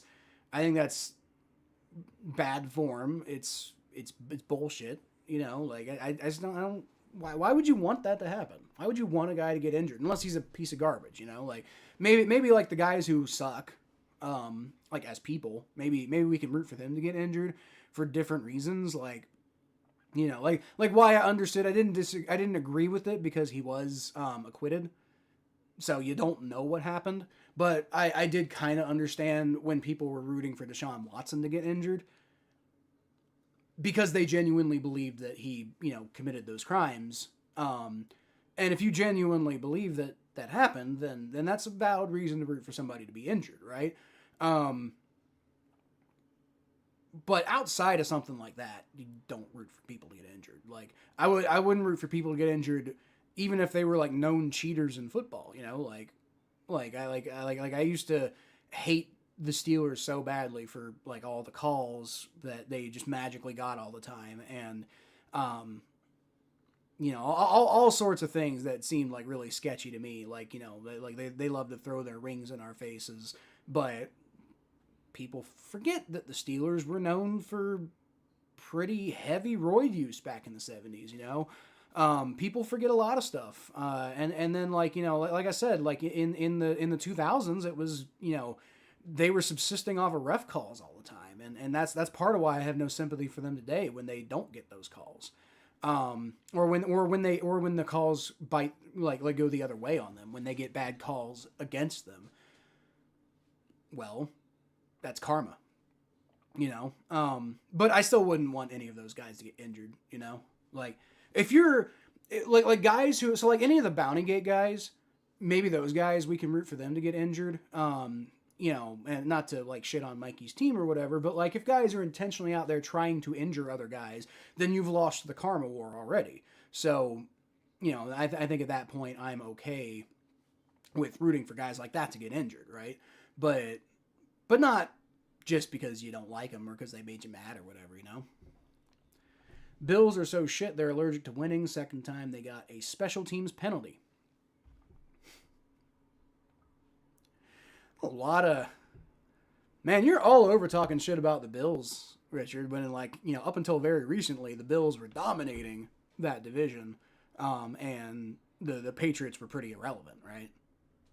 But, I don't know. I also understand that you've been a fan longer than, the last couple of years, but still. Jerry Jones, I mean? What about Jerry Jones?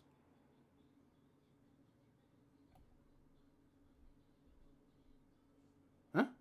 You saying Jerry Jones getting bailed out by the refs? I'm confused. Here we go. Well, I think I know. I'm not sure what you mean. But here we go. If it's what I think you're saying, then you can fuck right off. But if it's something else, then I don't have any response to that. I'm not sure what you're saying there. But if it's a pro Steelers thing, then you can fuck right off. Many close games. If you look around, 17-14 Bucks over Bills. Packers lead 13-7 over the Giants, and this game. Close games. Yeah, there's a lot of close games right now. That is kind of nuts. Except for the Falcons and Panthers. The Falcons are just spanking them. Although the Panthers are driving right now, so they might change that here soon. And then the Jaguars are pooping all over the Chargers. They're driving, and they're already up 21-6. So that game's not close. That game's not going to be close. Unless they have y'all remember when the Jaguars had the biggest comeback. The biggest playoff, they broke the playoff comeback record against the Chargers. That kind of feels like we're approaching that. Something like that's going to have to happen for the Chargers for that game to even have a chance of being close at this point. Sure, Richard, I have Buccaneers-Bills game going on. Yep, Buccaneers-Bills. Is that still at halftime? Yeah, it's still at halftime. Titans got a field goal, so they're up 6-0 on the Texans now. The way the Texans are playing, that could be an insurmountable lead with Davis Mills in at quarterback. Is Mason Rudolph going to come in? Mason Rudolph taking, warming up and stuff. And the Bengals, oh shit, God, I keep doing that. That's why I need a wireless one. Hold on. Charlie Jones to the 20, gets pushed out around the 24-yard line. Okay. I need to get a wireless webcam. That's what I need to do. That is exactly what I need to do. Get a Bluetooth wireless webcam. I think that might be my next investment for this channel. Bluetooth wireless webcam. Because I will say one thing. The streaming definitely appears to be a lot more successful these days than regular videos. Maybe it's just because I've been doing so much more streaming than regular videos lately. But, you might be seeing a whole lot more, concentration of streaming than regular videos in general. So having a webcam that doesn't get knocked out by my foot is probably a good idea. Chase Brown's going to take the handoff, and he's loose to the 40, to the 45, 50, makes a man miss, to the 40, tries to juke another man and can't get past him, but does manage to pick up probably about 10 extra yards on that juke before he gets spun out of bounds. And that's a great first play by the Bengals offense. There you go. The Steelers just totally bid on that one too. Great job by Chase Brown. Yep, just a little cut, and Steelers thought he was going to the outside, and he stayed inside. And yep, Flacco on the play action pass. He's going to throw it short to Noah Fant, and picks up about 4 yards there. Threw a lot of pressure too, so that's good to see. You know what I'd love to see after a big run like that, though? I'd love to see a play-action pass. That's what I'd like to see. Bills lead at halftime, 52-yard touchdown. Ty Johnson, not James Cook. That's nuts. Mikey 2.0 dropping the webcam. No, he drops his phone. That's different. He's holding his phone or he knocks it like the desk or something like that. My webcam is attached with a wire, and I just keep catching it with my foot. That's what happened. Chase Brown. There you go. There's another nice cut, and he picks up a first down after the Steelers kind of had him in the backfield. Steelers defense looking a little bit like the Bengals defense on this drive. Let's go, Bengals. Let's go, man. They can get in the end zone here. They take the lead. Can't let up on the gas just yet. You still got about 30, 29-ish yards left to go. Still got to keep it going, but feeling pretty good right now. All right, and yeah, from the 30. It's going to be 1st and 10 for the Bengals. Joe Flacco's in shotgun formation. He's got Taj Brooks in the backfield, and Brooks lays a great block. Unfortunately, Flacco throws it a little bit too far for T. Higgins, who, I don't know, he got his hands on it. He should have caught that, but whatever. I think Higgins should have caught that one, man. Let me see a little bit. We're going to get a bit more of a close-up here. Higgins, yeah, that was a little too far by Flacco, but I don't know. Feel like he could have positioned himself a little bit better to get that pass, but whatever, it's fine. 2nd and 10. 2nd and 10. Shotgun formation once again. Chase Brown's in the backfield this time. And Flacco is rolling back. He's got good... Patrick Queen, I think, batted that one down. That was not a good throw by Flacco. 3rd and 10 now. And you really don't want to settle for a field goal here.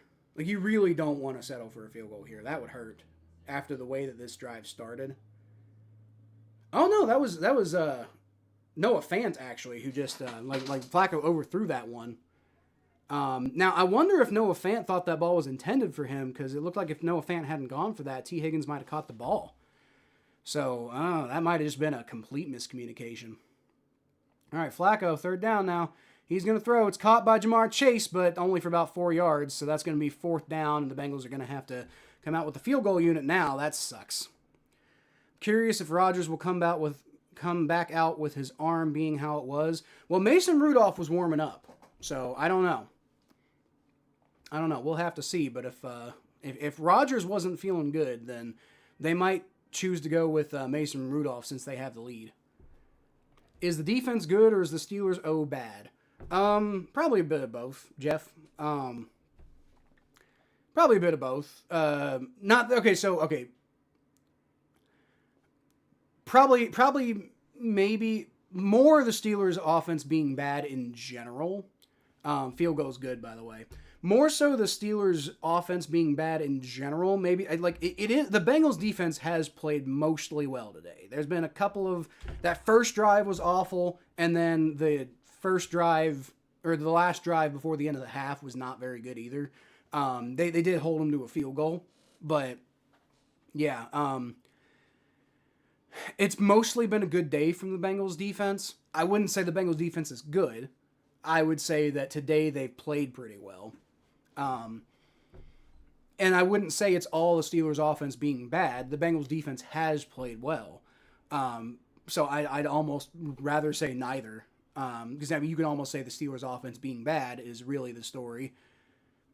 But I mean, you could make any argument. I just don't want to sit here and say the Bengals' defense is good because they are not good. They're just having a good game so far, and I'm still nervous that that's even going to last, right? So bye week did help the defense. Maybe it did, man. I don't know. I'm gonna go P for the D though.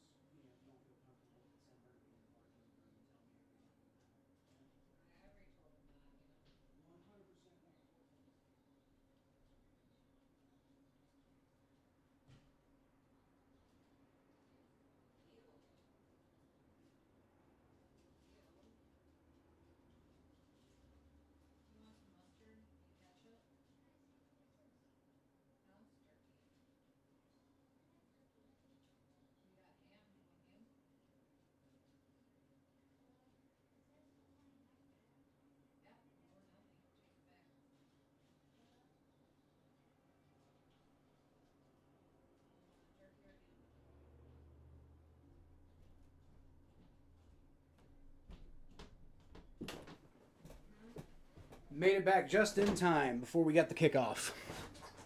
All right.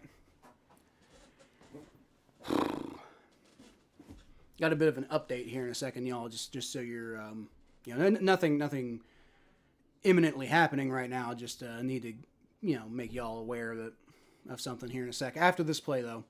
All right, so Kenneth Gainwell is going to return it from about the 2 or so yard line, and that's going to be taken out to about the 28. So that's not great coverage by the Bengals. But so just a heads up, y'all. I'm not going to get into details about it. For Mason Rudolph is coming out onto the field, by the way. But I'm not going to get into details for people's personal privacy and stuff like that. But just so y'all know, there's a potential medical situation happening at my house right now. So I may have to leave at some point. Not to me. Not to me, but it's not like a serious issue, but it's possible I might have to leave early. Hopefully not. Sounds like it's probably taken care of, but just wanted to let you guys know that might end up happening at some point. All right, so this is going to be a pitch to Jalen Warren, and BJ Hill is the one who ends up taking him down, but after about a 5-yard gain. That's not great. Of course, they missed a face mask. We don't want to watch Williams fail another 3-and-out. Who? Williams? Who's Williams? Talking about a different game, maybe? Update the scoreboard? I did it earlier. Almost got it.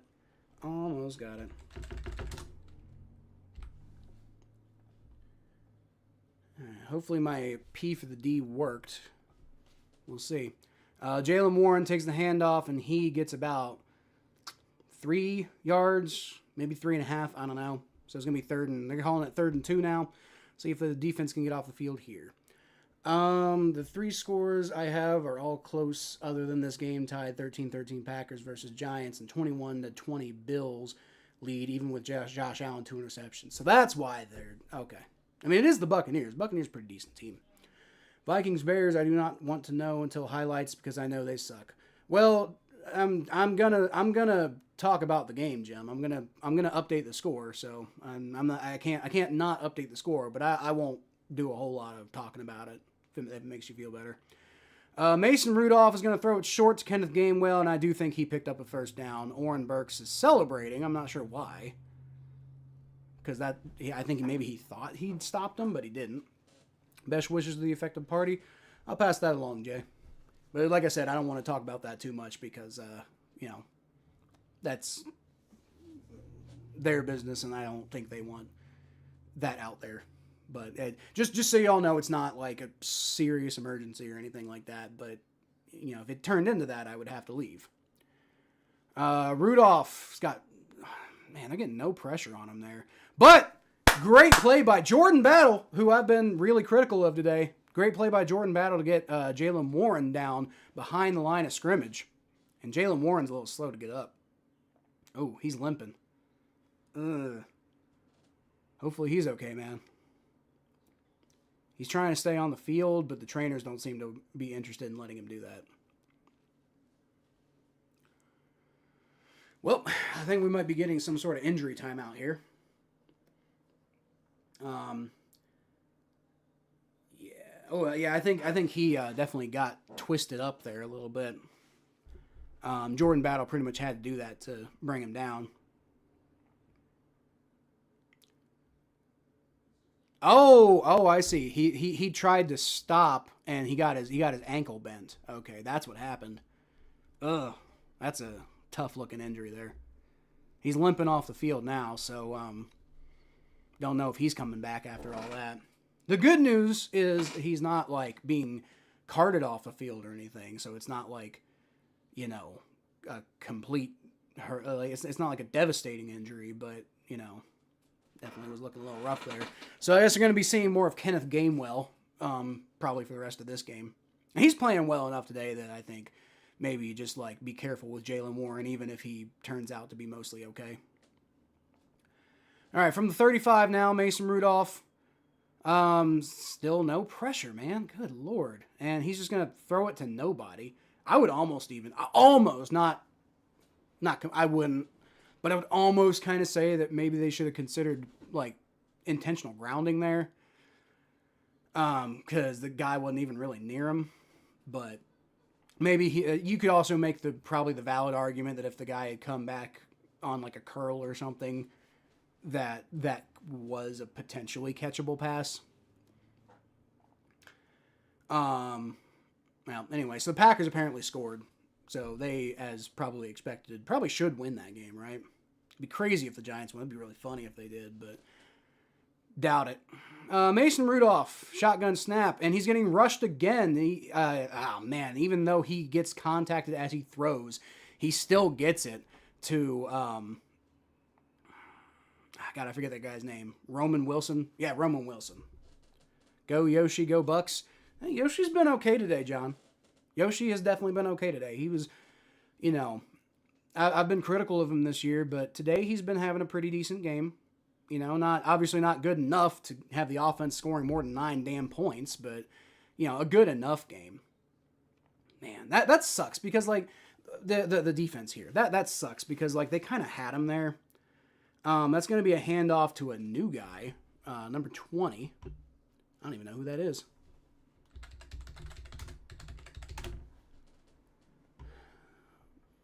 Number 20 is Caleb Johnson, rookie running back out of Iowa. So, going to be seeing some of him today, which isn't good because the last time the Bengals played a third-string running back, they got absolutely obliterated. Kyle Mongai of the Bears. People named Kyle shouldn't play well against the Bengals. That's not fair to me, you know? Just saying. 2nd and 7. Steelers got the ball at the Bengals' 44-yard line now. Rudolph takes a snap. He's going to throw it. And that is knocked away. Good play there by Dax Hill. Virtually zero pass rush again. But luckily Dax Hill played well in coverage there. Yeah, dude, I'm saying nobody named Kyle should ever play well against the Bengals. That's not fair to me. You know, if they want to play well against the Bengals, change your name. That's all I'm saying. You know, is that too much to ask?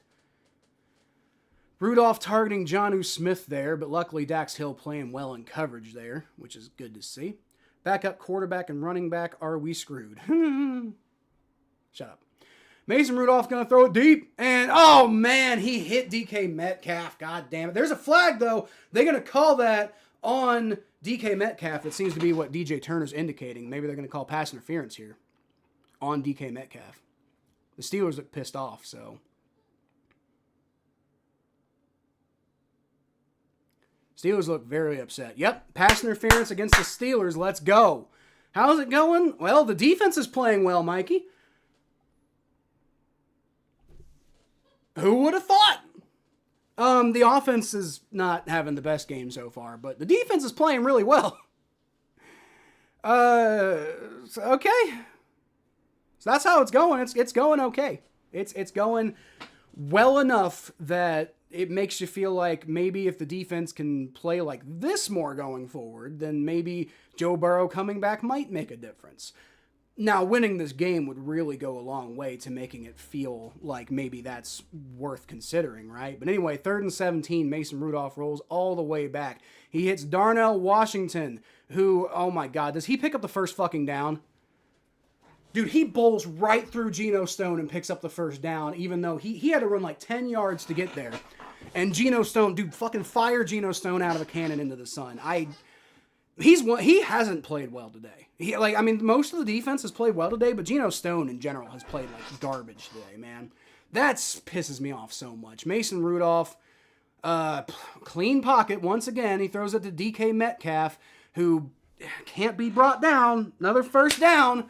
Are you kidding me? Good Lord. I cannot believe Geno Stone gave up that first fucking down, dude. They had him pinned, and now it looks like they're easily going to get a fucking score now, whether they stop him for a field goal or not. Mason Rudolph throws it short. He's got DK Metcalf again. They're just spamming him at this point because they know the Bengals can't fucking tackle him. Feed the hot hand. That's what you do, you know? I think he got a first down. The markers were on the field, so I can't tell, but you're telling me the defense is carrying your offense. What world are we living in? Well, they're not doing that right now, and the defense hasn't been great today. You know, like the defense has had some really good drives, but the first drive was absolutely catastrophically bad, and then they got better after that. But their last drive after the half was not very good, and right now they're looking kind of garbage after what was almost a really good drive, and then they just fucking fall apart because Geno Stone doesn't know how to goddamn tackle. Maybe you need to leave, Mikey. Maybe it's your fault. I don't know who took the handoff there, but he got like 9 yards. It's Johnson again. Caleb Johnson takes the handoff for about 7 yards. Good open field tackle by Knight. I kind of don't even fucking care right now, stranger. I mean, good. That's good, I guess. Whatever. Giants missed extra point on the last touchdown. Now Packers missed extra point too. 19-13. So McManus has missed 2 extra points. Yikes, dude. I mean, I guess so have the Giants, but still. I'm enjoying my bye week, and I actually hope Atlanta wins. Well, I mean, that'd be good for you, right? Like, I mean, Atlanta's definitely the team that the Panthers. I'm guessing from your perspective, the Panthers need to be brought back to earth. So, you know, the Falcons aren't a threat at this point at all. 2nd and 3, and I think the Steelers are going to take their first time out of the half. God damn it. Man. Dude, the defense had the opportunity on this one, man. Like, I really... It feels kind of stupid to criticize the defense because they've generally had a good day today, and the offense has been, you know, really kind of struggling. But crunch time is when this defense has been really bad in crunch time all year. And I'm not saying this is crunch time, but if you let them score, this becomes part of crunch time, right? Like you gotta hold them on like a 3rd and 17 or on, yeah. Like you can't let them get a first down out of that, man. Caleb Johnson, Bengals, Dax Hill tackles him for, I think, about a yard, maybe even a half a yard gain on 2nd and 3, so it's going to be 3rd and like 2 now. I just want Atlanta to be so high off a win we can crush them next week. Oh, you think it's like a trap game for the 3 and 6 Atlanta Falcons? Maybe. I don't know. I guess that's a possibility.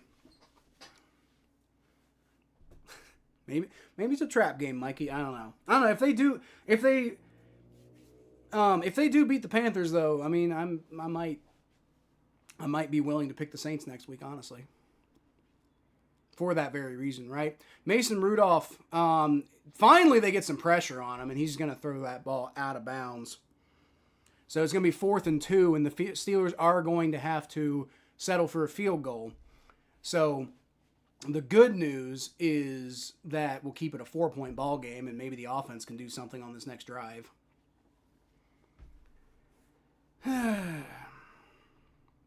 Shuck MVP. Can't be MVP on like a 1-9 or whatever you are team, Mikey. I don't even know what your record is. All right. Boswell's coming out for the field goal attempt. 2-8. I'm sorry. Kick is up. That's good. Because as we all know, Chris Boswell is indeed a serial killer.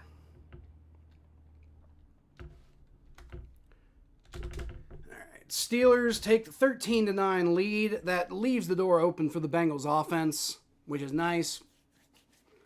Defense at least got it together at the end of that drive, so, maybe something. But, the good news from that drive is, had it not been for a total whiff by Geno Stone on, 3rd and 17, then the Bengals would have stopped them on that drive, too. So, the defense is still potentially... I don't want to ever say that we can rely on this defense ever, but since we have been relying on them today, I don't know if that drive changes it a whole lot. But the offense has got to get going, man. The offense has got to get going. He could be the Saints MVP. Well, yeah, I guess he could. If Tyler Shuck shows up and plays really well the rest of the season, and the Saints, end up not needing to draft a quarterback, then yeah, he'd by a wide margin be the Saints MVP. I will say one more loss for the Saints, and they gotta, if not, they're not literally mathematically eliminated from the playoffs, but if the Saints lose one more game, then that's 9 losses, and their best possible record is 8-9, which would basically eliminates you from playoff contention. It's not like it couldn't have, an 8-9 team couldn't make the playoffs, but they're not going to. I don't even know what the standards are right now. Standings. For the NFC, you've got, let's see. Right now the wild card teams, you got the 6-3 Chicago Bears, the 7-2 Los Angeles Rams, and the 6-4 San Francisco 49ers. So the idea that any of those teams are going to fall to 8-9, probably not going to happen. Not to mention the 49ers would obviously have a tiebreaker over the Saints. The Bears would also have the tiebreaker over the Saints. I guess maybe the Bears, they could win their division, and then I don't know if the Saints played the Lions at all this year. I can't remember. But the idea of the Lions falling to 8-9 is highly unlikely. But so it probably is for the Bears too, honestly. So they did not play the Saints this year, and are not going to. Okay. And then who's the other team that I mentioned? The Rams, right. I think the Rams did beat the Saints, so, virtually zero, as close to zero as you could possibly get if the Saints lose one more game, right? It's already, got to be, 2% chance to make the playoffs, maybe. Charlie Jones takes the kick return and gets upended. It's going to be a pretty standard kick return. I was here the other day. I saw you. The other week. I saw you, Lily. Welcome back. If we go 7-10, I think Shuck should be at least considered for next year. Yeah, I agree. If Shuck plays well enough that you win games with him and he plays really well, then yeah, you probably should, especially with the quarterback class that's coming out. I think, yeah, you probably should, see what you have in Shuck next year and commit to him, at least for 1 year. Joe Flacco, under center on 1st and 10. He's going to hand the ball off to Chase Brown, and he does not get hardly any blocking on that one. Gets back to the line of scrimmage, that's about it. How many scores did we lose the bye week by? At least 3. 0.2%? Yeah. Probably, it feels like that. But I think realistically, it's probably more than 0.2%. Because, you've still got half the season left to play. Made the joke earlier when you weren't here and was hoping you would come in. Good to hear. How's your Sunday, man? I don't think he's talking to me. All right. Flacco shotgun. Throws it. It's got Yoshi who drops it. That was only going to be a 5-yard gain anyway, but man. Come on, Yoshi. 3rd and 10 now. God. Yeah, Jalen Ramsey just knocked that ball out. Patrick Queen recovering it like it was a fumble, which to be fair is what you should do. You should always treat it like it is a fumble just in case. But it was not. It was just an incomplete pass. 3rd and 10. Can you pick up a first down here? Bengals have been good on 3rd down today. Flacco takes a shotgun snap, rolls back, looking around, throws, got Noah Fant. He's not going to get it though. Oh no, he bowls through a couple Steelers defenders and picks up the first down. Gets down to about the 47-yard line. There you go. All right, that was a highly unlikely play to happen, but it did happen. It did happen. That's good. There were a lot of games we could have won with Rattler, so if Shuck plays even better, I think we have a bright future.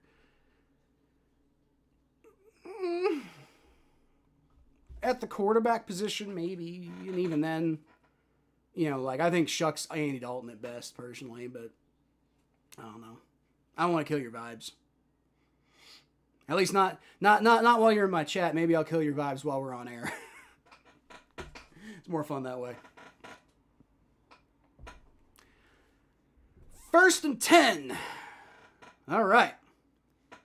Can we get some offense going? Can we get in the end zone? Man, that would really help a lot, man. And he did make the playoffs. Yeah, he made it like 4 times.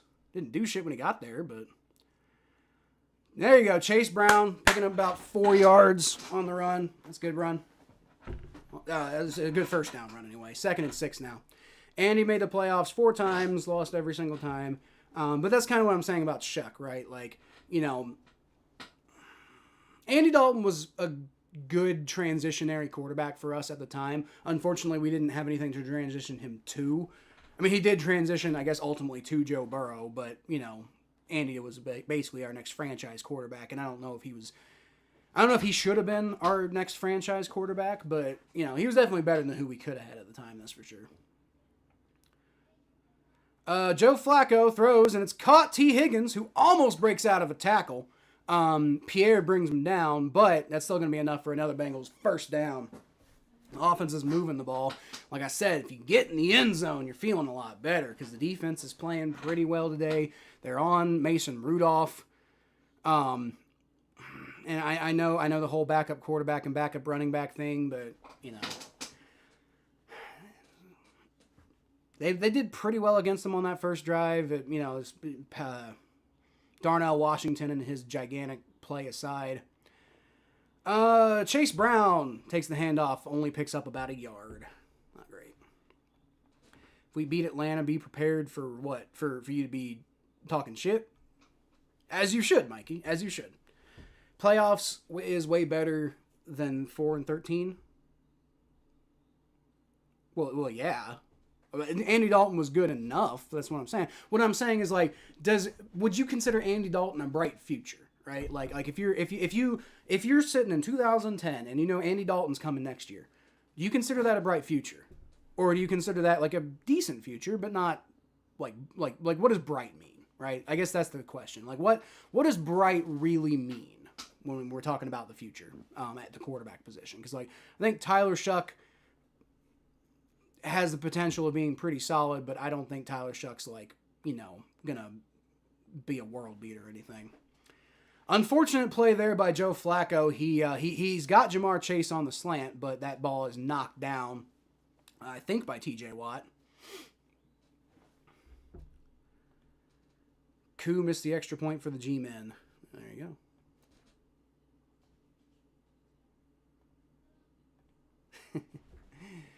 Flacco, shotgun snap, throws, it's intercepted. Ah! And this one might get returned for a touchdown. Yep, it's a pick 6.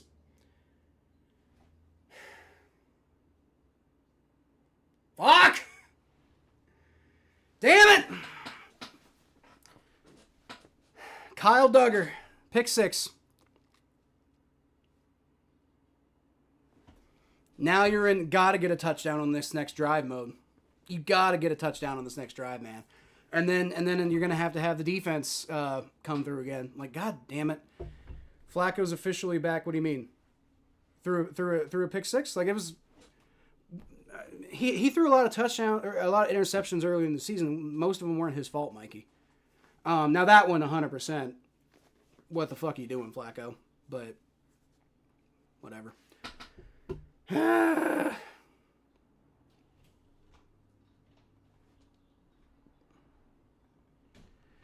Steelers take the 20-9 lead. The offense has got to come through on this next drive, or suddenly it's looking real tough, man.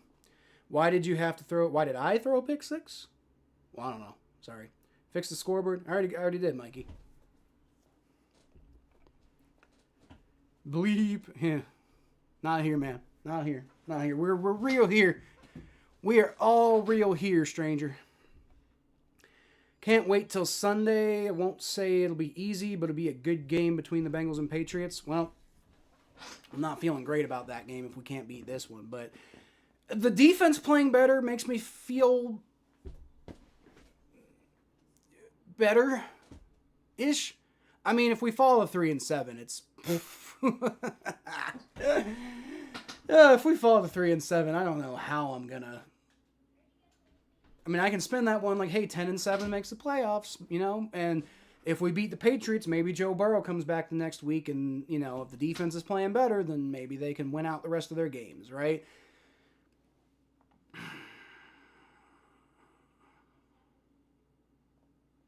Not feeling great about it, though. Feeling a lot better if we can beat the Steelers. If we can beat the Steelers, then... If we can beat the Steelers... then, especially with the way the offense has played today, then Joe Burrow coming back definitely makes a big difference. If we lose to the Steelers, then the Bengals currently have one challenge remaining for the remainder of this game. Yeah, because the refs are full of fucking garbage, Kidder. That's why. Panthers may choke it. It's 21-19. They're going to out-Falcon the Falcons? Is that what you're saying? What even is going on? Jaguars are up 35-6 over the Chargers, and they've got the ball at like the 17, 18-yard line. Panthers are falconing. Falcons are up 21-19 now. Oh, wait, no. Not Panthers may choke it. The Panthers were losing. The Falcons might choke it. So the Falcons might do the Falcon thing and choke. So the Panthers aren't going to choke it. It's the other way around. Buccaneers up 26-24 over the Bills. So they're still winning, but they're nursing a very slim lead. Texans finally got on the board, and they're up 10-6 over the Titans. Bears up 16-3 over the Vikings. That's not going in the Vikings' favor at all. Packers are up 19-13 over the Giants. So, still subsisting off of that one game-changing play they had. Charlie Jones got a bit of a runway on the outside, but I think that's going to be coming back for like holding or something. Is Burrow actually practicing? He sure is, Jeff. Sure is practicing. Tank time if we lose this one? No, James. No tank time. Sorry, the Falcons will choke. Sorry, my bad. Yeah, Falcons. I wrote that wrong. I sure did.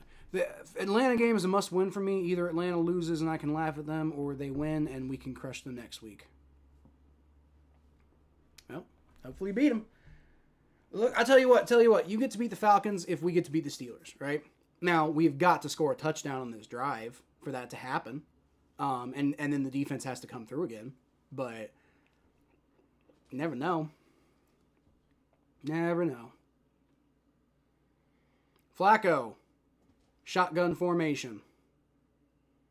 I almost feel like that was a false start on the Bengals, but I guess not.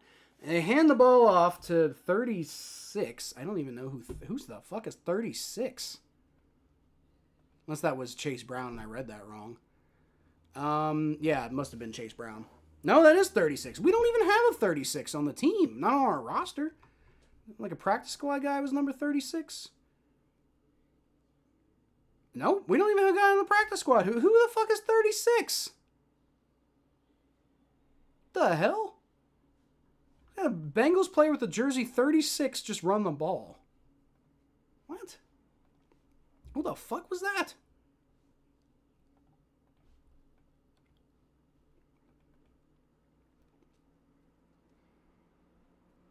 Milton.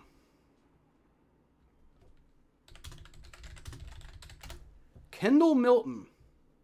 Apparently.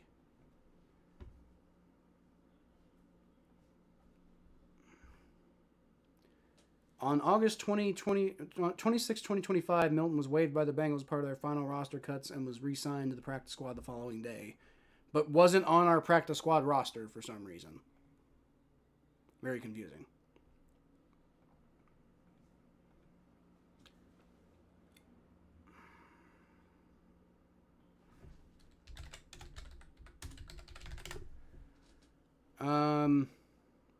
I guess Kendall Milton was elevated. I didn't even see that as a thing, but Shamar Stewart went to IR.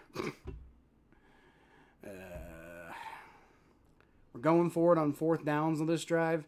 I mean, like, honestly, Jeff, I mean, I don't know. I don't know, honestly. Like, the defense started playing better, so maybe they can, maybe you just trust the defense at this point. Like, that sounds crazy, but, like, if the offense can't get going, then maybe you might have to. Bengals are doing the Saints thing. They're trying. Bills trying to fight for 9-8.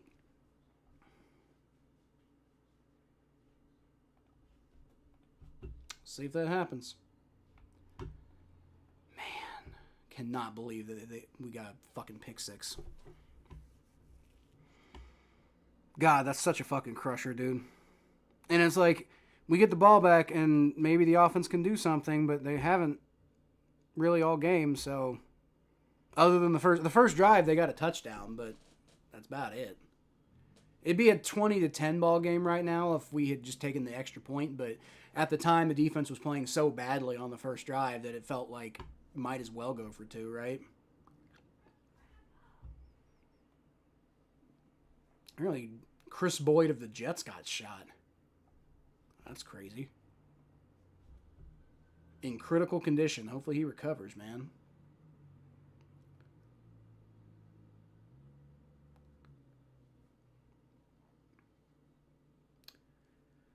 Oh boy.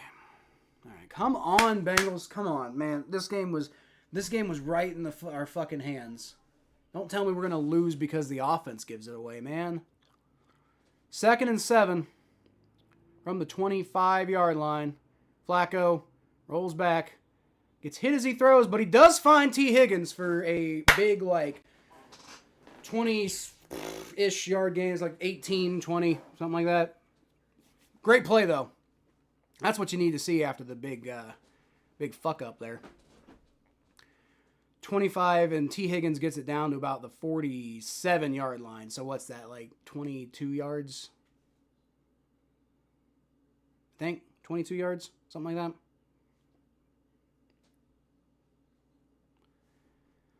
From the 46.5, I guess, Flacco's going to throw it short to Chase Brown, who gets out of a tackle, nice, and picks up about 8 yards. Some Bengals tackling right there. All right, 2nd and 3, and the offense is moving the ball, man. Got to get in the end zone on that. Good Lord, got to get in the end zone on this drive. Have to get it done. Bills apparently just took the lead, by the way, in their game. They'll probably end up with 10 wins on their soft schedule, aside from the Eagles and us again. Dude, you're fucking going hard, dude. Somebody is injured on the play. I did not see who. I thought it was Bengals trainers out there, though, so... Probably figure out from box score here. Oh no, it was a Steelers player. Eccles. I don't know who that is.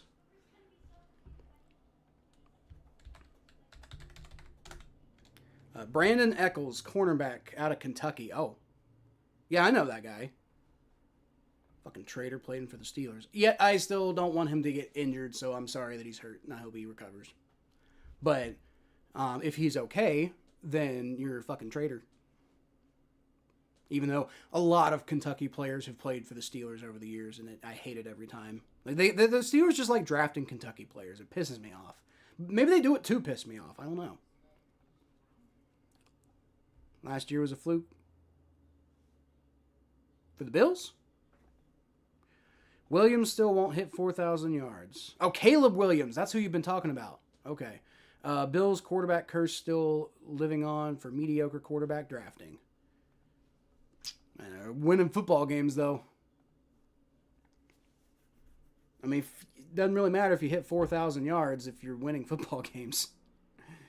It looks like the Vikings are staging a bit of a comeback here, but Bears are 6-3, and if they don't choke, then they're going to be 7-3 after today.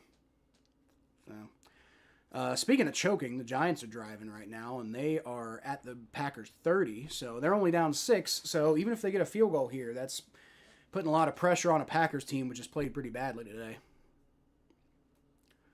Dolphins beat the Commanders 16-13, so maybe the Miami Dolphins are not good, but maybe not as bad as we thought they were going to be this year. Because right now they're 4-7. Like that's not a horrendous record, right? Like 4-7 is not great, but it's better than the Bengals right now.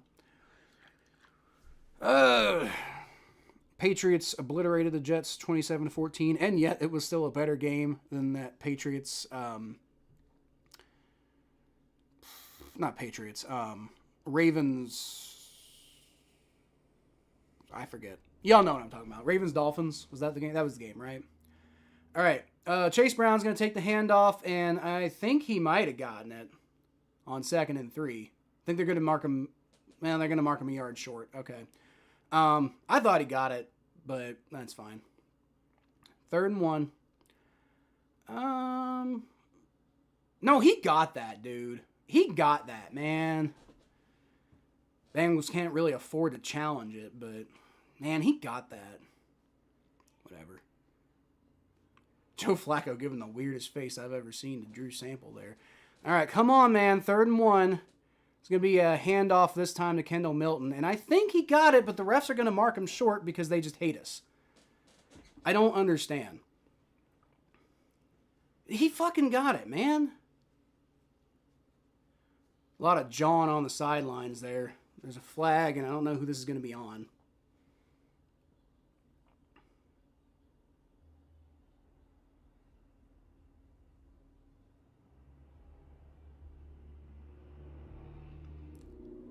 There's a big scrum in the middle. I think they're going to call the Steelers, though, because Joey Porter Jr. is getting upset. Mike Tomlin's doing this, so I think he's trying to say there's no flag. So I think they're probably going to call this on the Steelers if they call it. Okay. Unsportsmanlike conduct on the defense. There you go.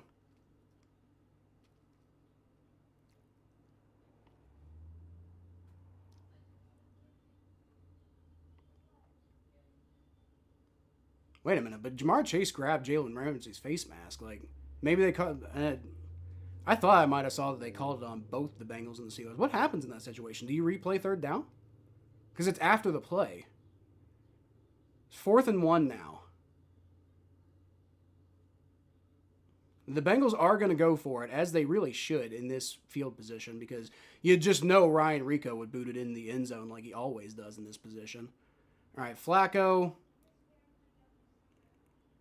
It looks like they're going to go for a tush push. No, they're audibling out of it now. Flacco, under center, motions Jamar Chase out to the right.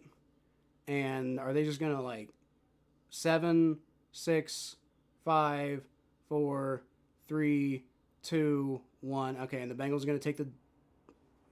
I guess the Bengals are going to take a timeout here. They were trying to see if they get the Steelers to jump. And so I don't know. They might still go for it, though. I would. I think Joe Flacco's staying on the field. Oh, there's another flag! What the... Dude, they are fighting like crazy on the field right now, man. Classic Bengals-Steelers matchup, honestly.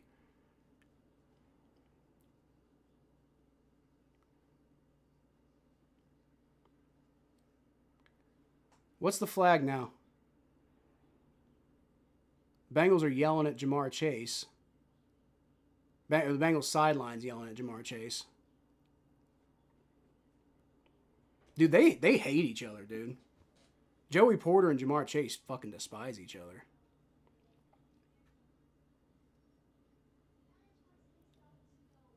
Now Jamar Chase looks a little pissed off. Okay, personal foul on the defense. Okay, so they're only calling it on the Steelers this time. But it's 4th down? What? I'm so lost. Personal foul on Jalen Ramsey.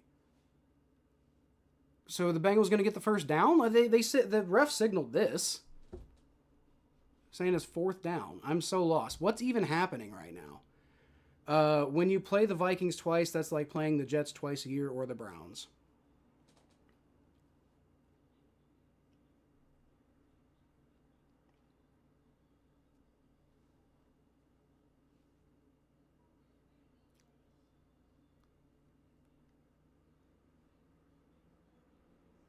I mean, if this is only a personal foul on Ramsey got ejected. No, he's still on the field. Unless he's being escorted off the field. I think maybe he did get escorted off the field. I don't know. Dude, he's a fucking bitch, dude. Like, he historically just can't control his fucking temper against the Bengals.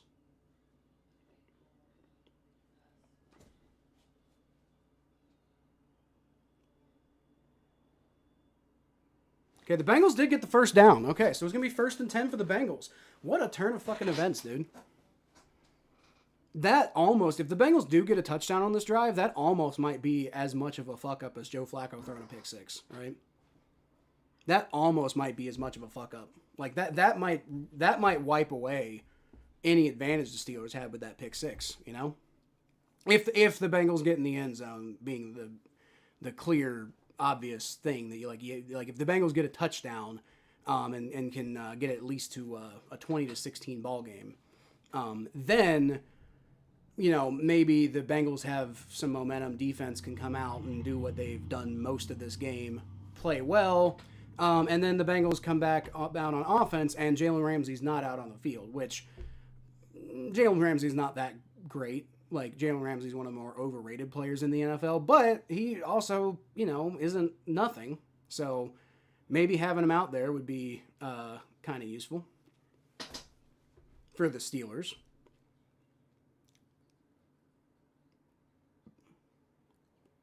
Okay, what's going on now? They're stopping everything.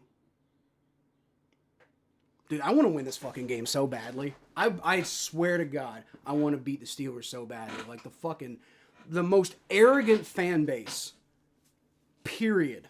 Without even, maybe Patriots fans are pretty, but not even really, the Patriots fans didn't stay arrogant after the dynasty. Richard's a little arrogant, but he's talking trash,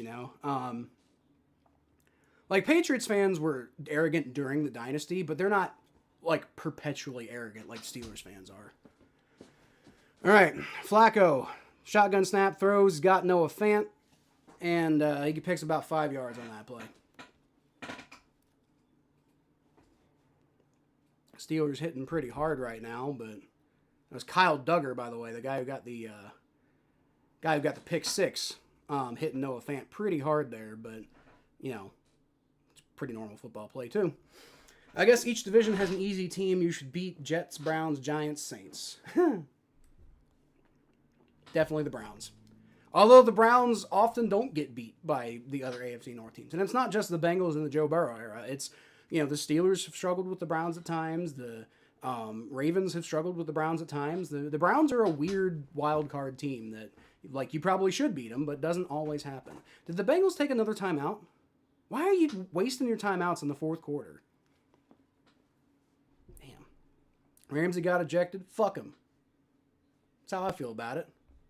He threw a punch. Dude, that's not the first punch he's thrown today, too. JPJ is out. And Ramsey got ejected. Then why are we not in the end zone already? Hope increasing? Yeah, but dude, the offense should be playing better if they're missing two of their, theoretically best defensive players up against our offense. You got Jamar Chase and T. Higgins out there, and we should be already in the end zone by now. Yes, is hope increasing? Sort of. My hope is much decreased after the pick 6, but I guess since the pick 6, yes, my hope is increased. Read the chat, you'll find out. Or what? I've been reading the chat. What are you talking about?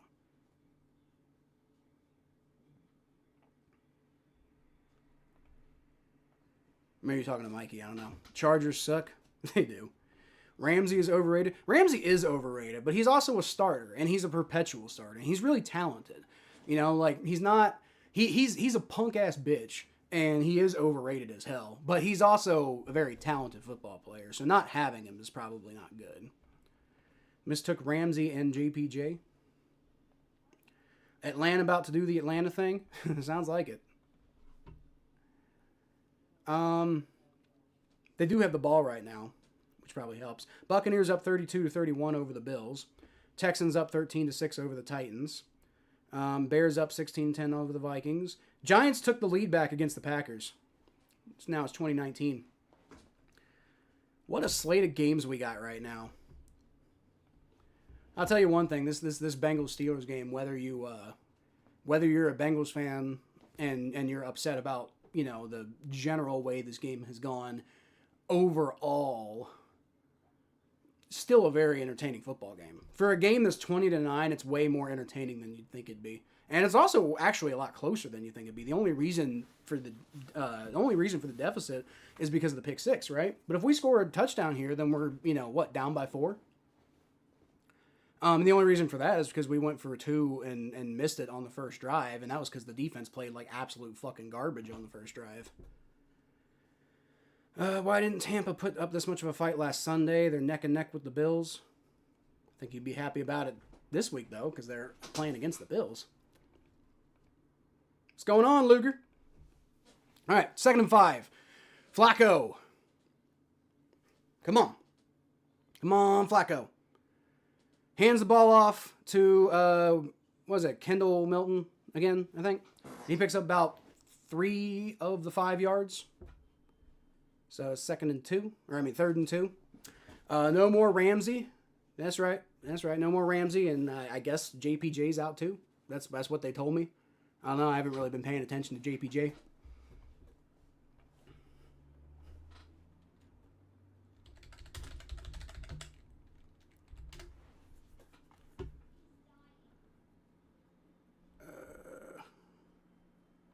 I don't see anything about him being out. I don't even know what number. No, he's right there. He's 24. Yeah, JPJ's still out there. All right. Flacco hands the ball off. There you go. First down. Chase Brown getting it up the middle. Not a whole lot, but enough for the first down. That works out. All right. We even beat the Panthers. Sure did, Mikey. Didn't beat a lot of other teams. But yes, you did beat the Panthers. And who's the other team you beat? I'm sure you'd be able to tell me off the top of your head right immediately, but the Giants. Oh boy, the Giants. What a weird football team, guys. Oh, Joe Flacco. From the 18-yard line, he's under shotgun. Rolls back and throws it way too short for Jamar Chase. Don't know what the hell that was. The fuck? We also beat the Giants. Yeah, I beat you to it. I beat you to it this time. Come on, Flacco. Flacco's been misfiring a decent amount today. And that was before his shoulder got hurt, so. It's not all, you can't blame it all on the shoulder. Panthers stopped him.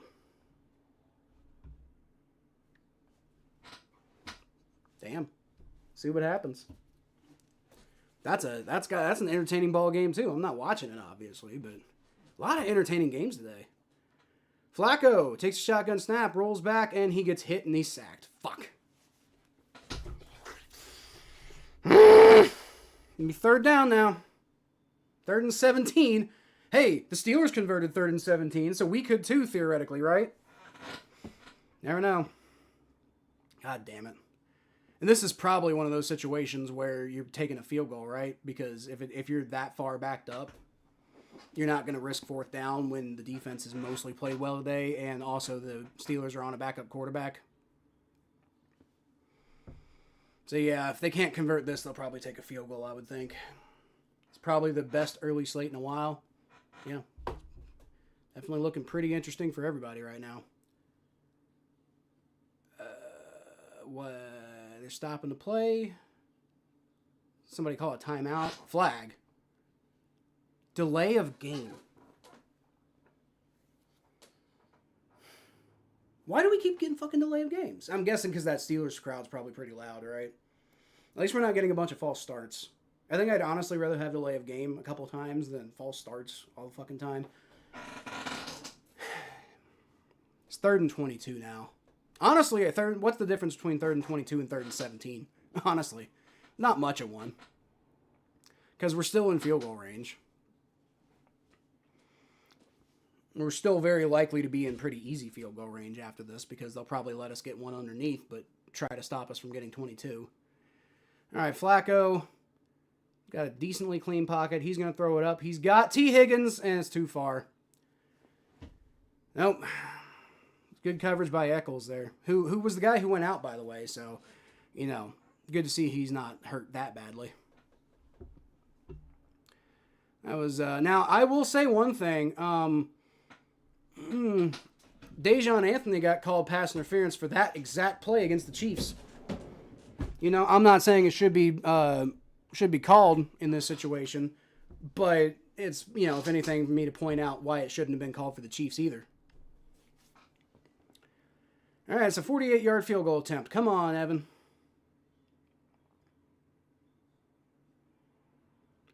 Kicks it up, and that is, he got it, but it's very close. Woo! That scared me for a second. Well, it's 20-12, and it's still it is a one-score ball game, right? Technically, it's a one-score ball game. It's 8, and we would need to convert a 2-point conversion this time, but it is technically a one-score ball game now.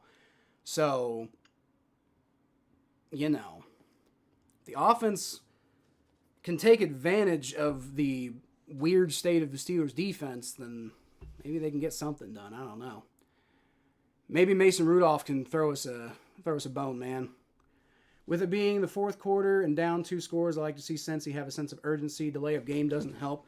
That's true.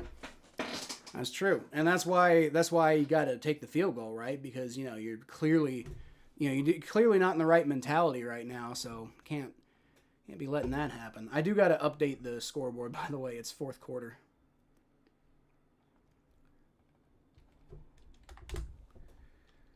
All right. Well, we're only down by a touchdown and a 2-point, so this game ain't over.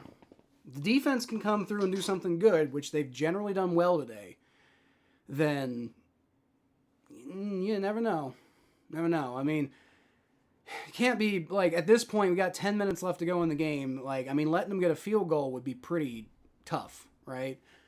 But if you can get off the field, if you can make them punt or get a turnover or something like that, then, you're feeling a lot better. Still not great, but you're feeling better.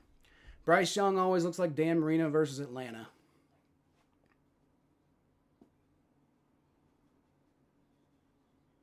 I don't know if I would quite say Dan Marino, but okay.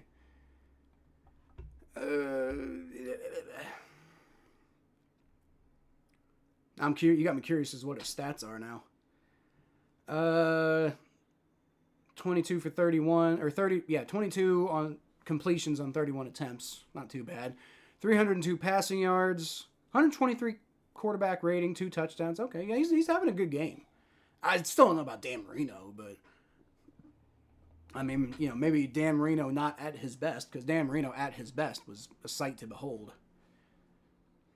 Curious, it never really happened when it mattered the most, but the Packers are still trailing the Vikings, but with 4 minutes left, they are in field goal range, so. But then again, if you want 4 minutes left, that's plenty of time for the Giants to go back down and get their own answering field goal. So, by the skin of his teeth, Money Mac wrote a check his butt can cash. Well, yep, that was a close one. That was too close for comfort, but they got it in. So, it is a one-possession ball game, folks. One-possession ball game. That is going to be a touchback. It is a one-possession ball game. So, let's see where they get this one. Can the defense come through? They've been having a mostly good game so far, but this is crunch time, and in crunch time, this defense has never been good all season. So, in crunch time, that's when they really need to come through, and they haven't really all season. So I hope they do this time, but I'm not feeling great. Definitely not feeling great.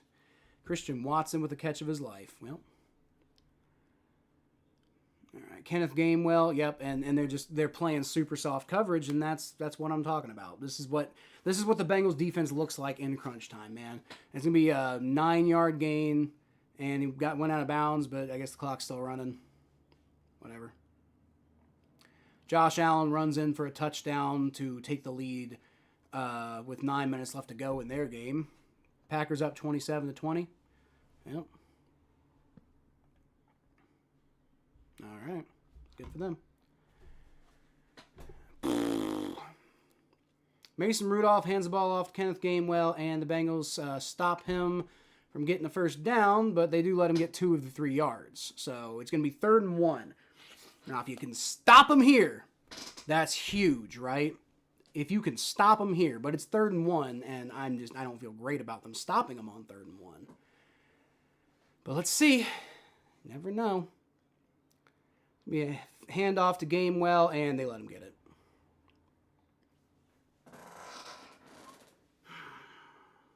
Oh, I thought the defense was playing better, guys.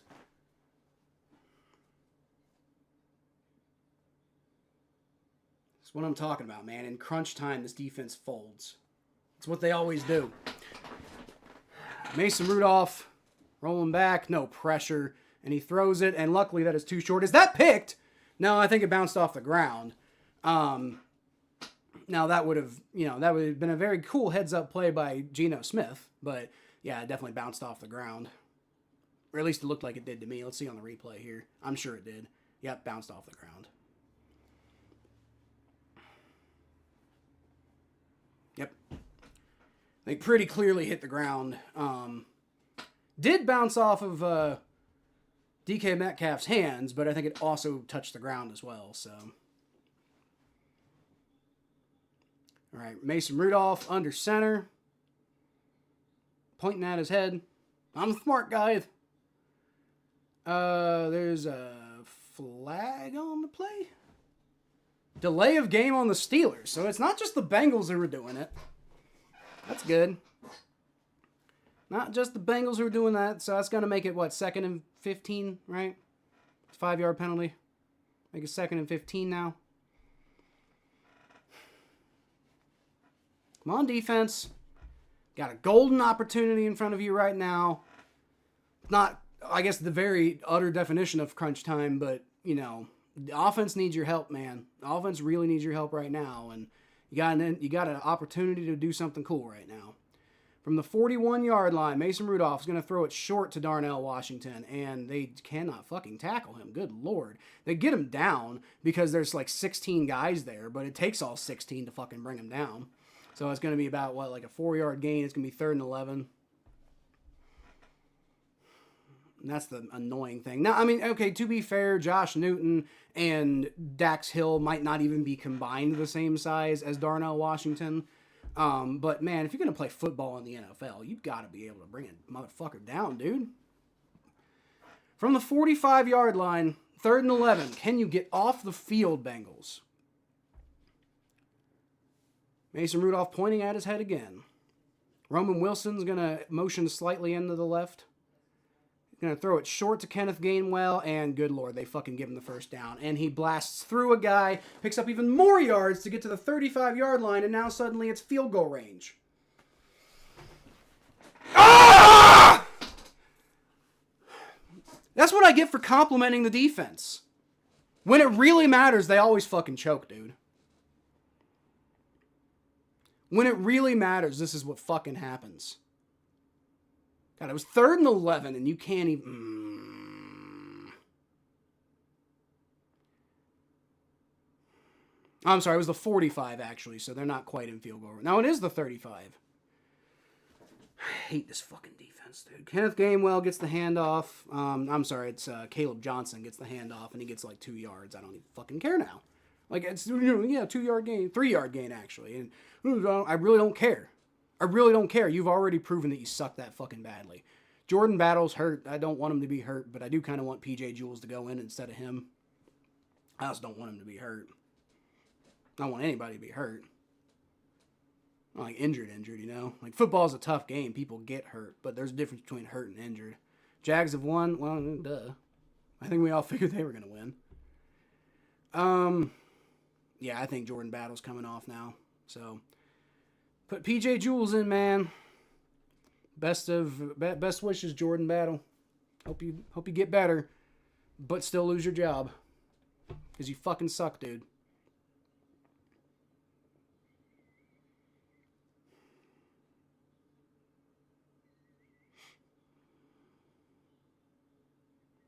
Give him credit, I guess, for helping wrap that tackle up, but...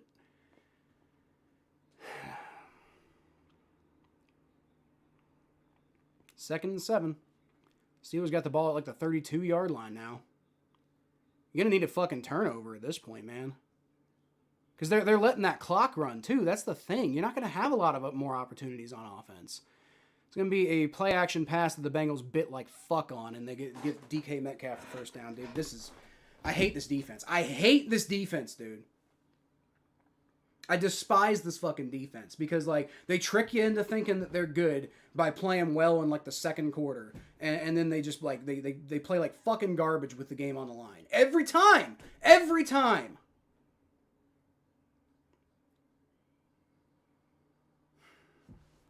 Now, I mean, yeah, the offense should have played better. You know, the offense not off the hook for the defense, but god damn it, man.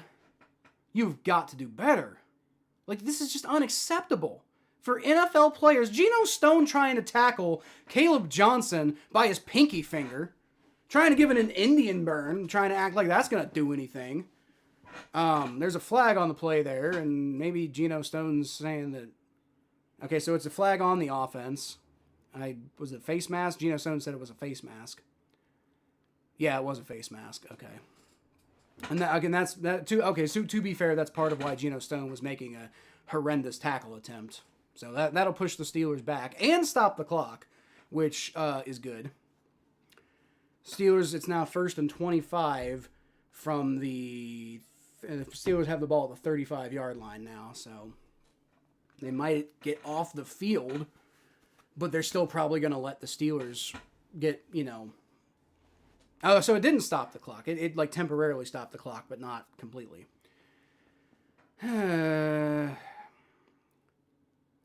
Mason Rudolph under center is going to throw it short to Kenneth Gainwell, and they have him in the fucking backfield, but he makes everybody miss. Makes another guy miss. He makes Jordan Battle, who's on the fucking field again, jukes him for a fucking 20-yard...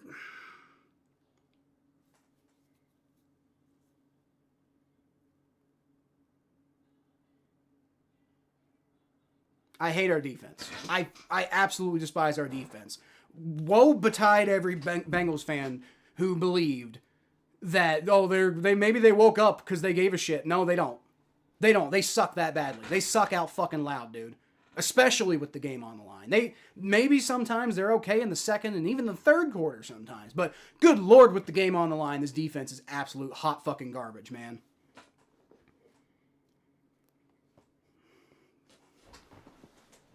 I hate our defense. I absolutely fucking hate our defense. It's almost Christmas time, so it makes sense why Rudolph is doing well.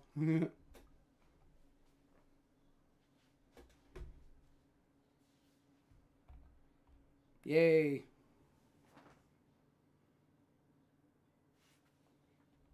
Be nice if Yoshi came through with a fucking touchdown, John. And, man, the thing is, still 4:29 left to go in the game. The offense is going to get the ball back, but it seems highly unlikely that they're going to get a big fucking, a quick score, and then the defense is going to get the ball back quickly with the way they're fucking playing. Bryce Young got injured. That's not good, man.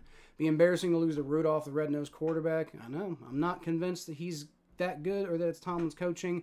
as he didn't last in Tennessee. Yeah, dude, Mason Rudolph fucking sucks, but our defense sucks even worse. Kenneth Gainwell stumbles a little bit in the backfield. But he still gets 2 yards.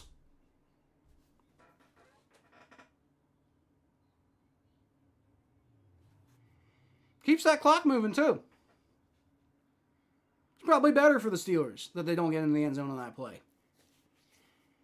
Not that it would matter. It's not like our offense has been like that threatening today anyway, but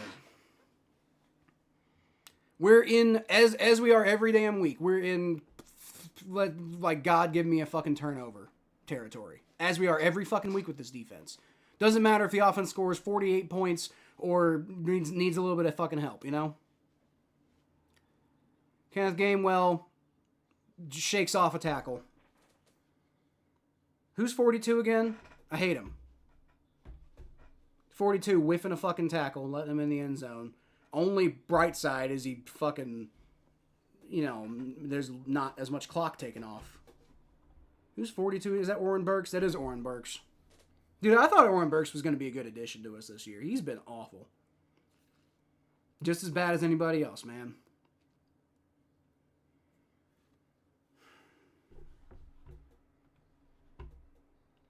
Absolute fucking gutter garbage defense. Like, we're talking about, the defense, we're talking about how the defense, had a better game today. Well, they're still giving up, oh my God, he fucking doinks the field goal and it still goes in. The extra point, it still goes in.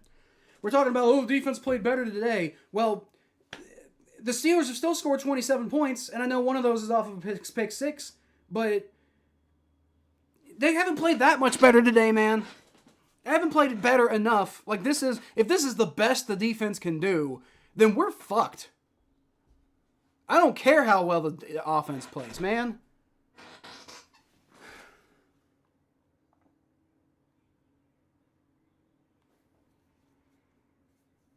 What did we fucking do as Bengals fans to deserve this goddamn team, dude? Like, what did we do? What did the city of Cincinnati ever do to deserve this garbage fucking football team, man?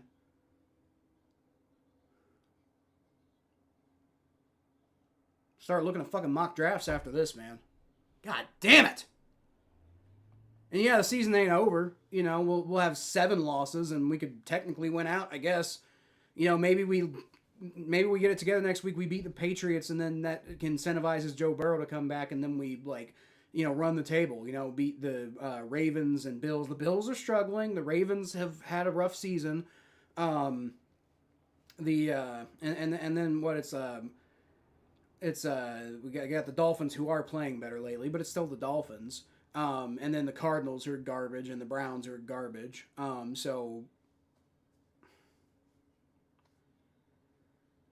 But we still have to play defense. That's the problem.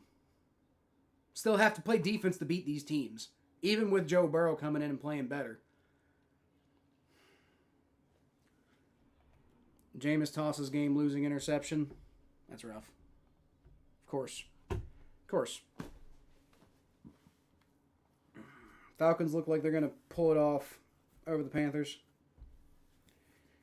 Although I guess the Panthers could go on a touchdown drive on this next this last offensive drive they're going to have. Bills beating the Buccaneers 37-32. Texans Titans tied 13-13.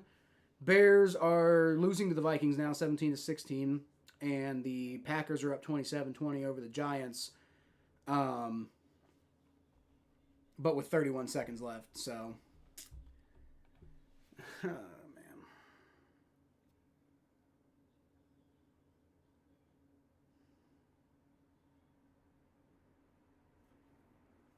I could get mad at Flacco for that interception, but and it hasn't been the best game from him, but God fucking damn it, dude.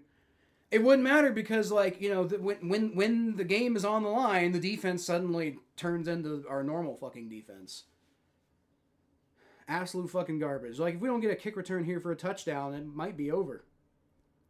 And we didn't. Charlie Jones didn't even get to the 30.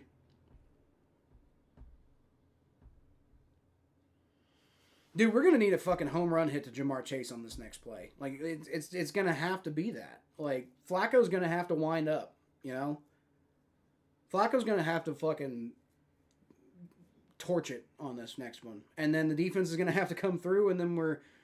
Like, honestly, I might be at the point where I'm like, we need an onside kick. You know, shit, we got it against the Bears, didn't we? Or was it the Jets? No, it was the Bears. It was the Bears. We got an onside kick against the Jets, and we still fucking lost, but... Can't fucking rely on the defense.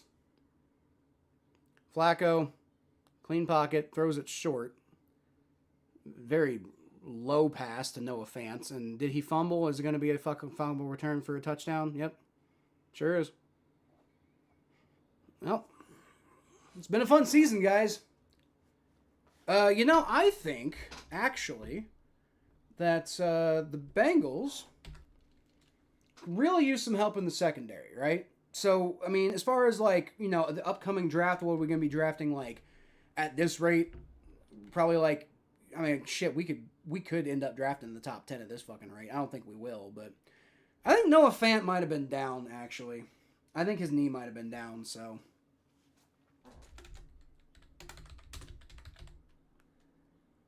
No, because that ball's coming out beforehand.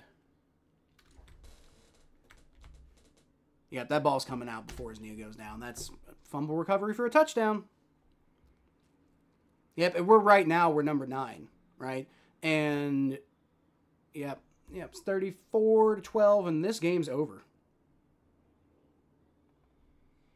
Now, I want to be absolutely clear. I am not saying that the defense can do anything when the offense gives up 2 scores. I'm not saying that. I'm not saying there's anything the defense can do about that. But what they can do is they cannot completely, like, fall apart against Mason Rudolph in the dying moments of the game. You know? Like, they could not do that. They could give us a chance to... Because, like, we were already at, like, you know, miracle territory because the defense is garbage. The offense could not give up 14, points. But I don't even care about the offense, dude. Who are the Bengals going to be in position to draft at number 9, which is where they currently are, and it's probably going to be worse now. Because they're actually... I think they're going to move... The Dolphins might move ahead of them in the draft order. Or behind them or whatever. They're about the only ones. So the Bengals will probably be at 8th in the draft order after this. And maybe we could pick up TJ Parker from Clemson. He's a pretty good edge rusher. Not that great. But PFF thinks he's pretty good. So, or maybe Jermod McCoy. I mean, good Lord, we need some sort of help on this fucking secondary, dude. They're so trash. And especially if Cam Taylor-Britt doesn't come back. Like, we might just need to bite the bullet, draft a cornerback, dude. Mansour Delane, is he... Mikey, you still here? Is Mansour Delane any good? Delane? How do you pronounce that? I don't fucking know. Because he plays at LSU. Giants going to have one more chance for a miracle. I hope they pull it off, man. Drew Brees is in the booth in the Giants game. Cool. Joe Flacco throws, and it's caught. Yay. By Tanner Hudson. And we have a 7-yard gain for the Bengals. Whoop-de-fucking-do. Bills touchdown. Yep. Bills probably going to take that game now. Bears. Did the Bears win? Or did they lose? Their game's over, so they did win. They held off and beat the Giants. Or the Vikings. Chase Brown's going to... Why are we running the ball? Like...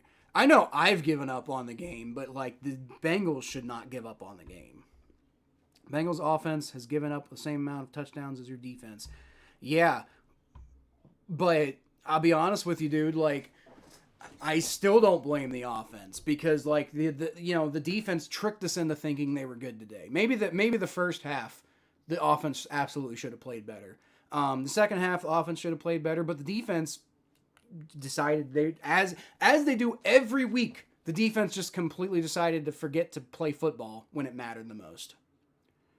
Jamar Chase gets a catch. The Steelers don't care. They keep him in bounds. Delane is a great lockdown and ball hawk corner. Well, maybe we can pick him up. How big is he? So I'd like to have like a slightly bigger corner. We can have that. He is 6 foot. Oh yeah, okay, yeah. I kind of. Can we pick up Mansour Delane? I mean, we probably don't even need to pick in the top 10 for him. Everybody talking about tanking. No, I don't want to fucking tank.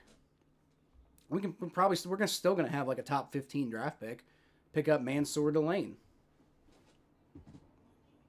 God, he'd help. He'd help. I mean, if he develops, but he'd help. Yeah, that's who I want. I want this Mansour Delane guy in the draft. Or maybe we can luck out and... Nope, that's who I want. I want Mansour Delane. Jermod McCoy, is he any good? He is also 6 foot and rated a little higher. I just like the idea of taking an LSU guy for the Bengals. They tend to work out pretty well for us. So, Delane might be the best corner in the class. Well, he looked pretty good in Bengal stripes.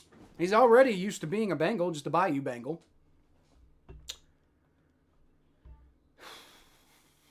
Yep. Am I totally giving up on the season?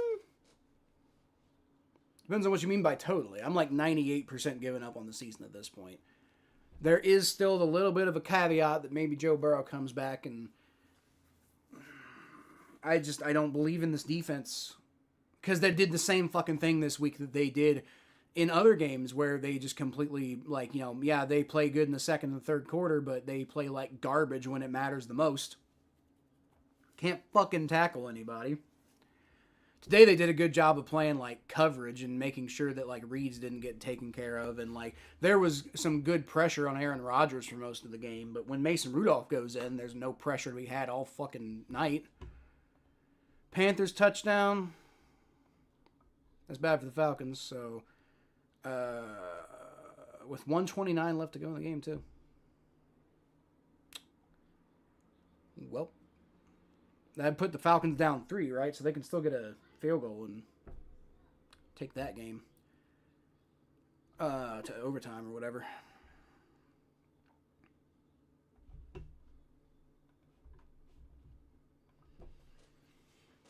It sucks, man, because like I'm so fucking done with this defense, but I don't want to. I feel like I can't be that mad at Al Golden because like, is it even really his fault?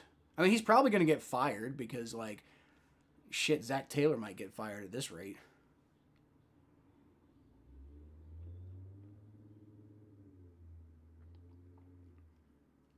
About one timeout left, and we're throwing in the middle of the field. And I mean, I know we're down 34-12, but I'd at least like you guys to pretend to have some fight. You know, it's not my job to pretend like I believe or like it's even worth it anymore. But it is your job to do that. I'm not getting paid millions of dollars. Ball gets tipped at the line by TJ Watt. See, the Steelers still fucking give a shit.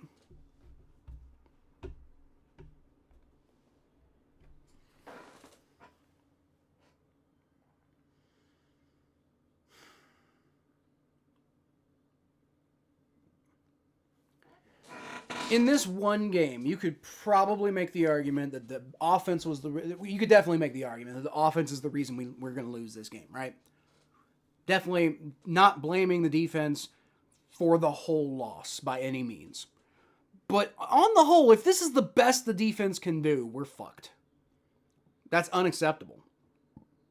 If this is the best the defense can do, there's nothing to be said about that. We're fucked.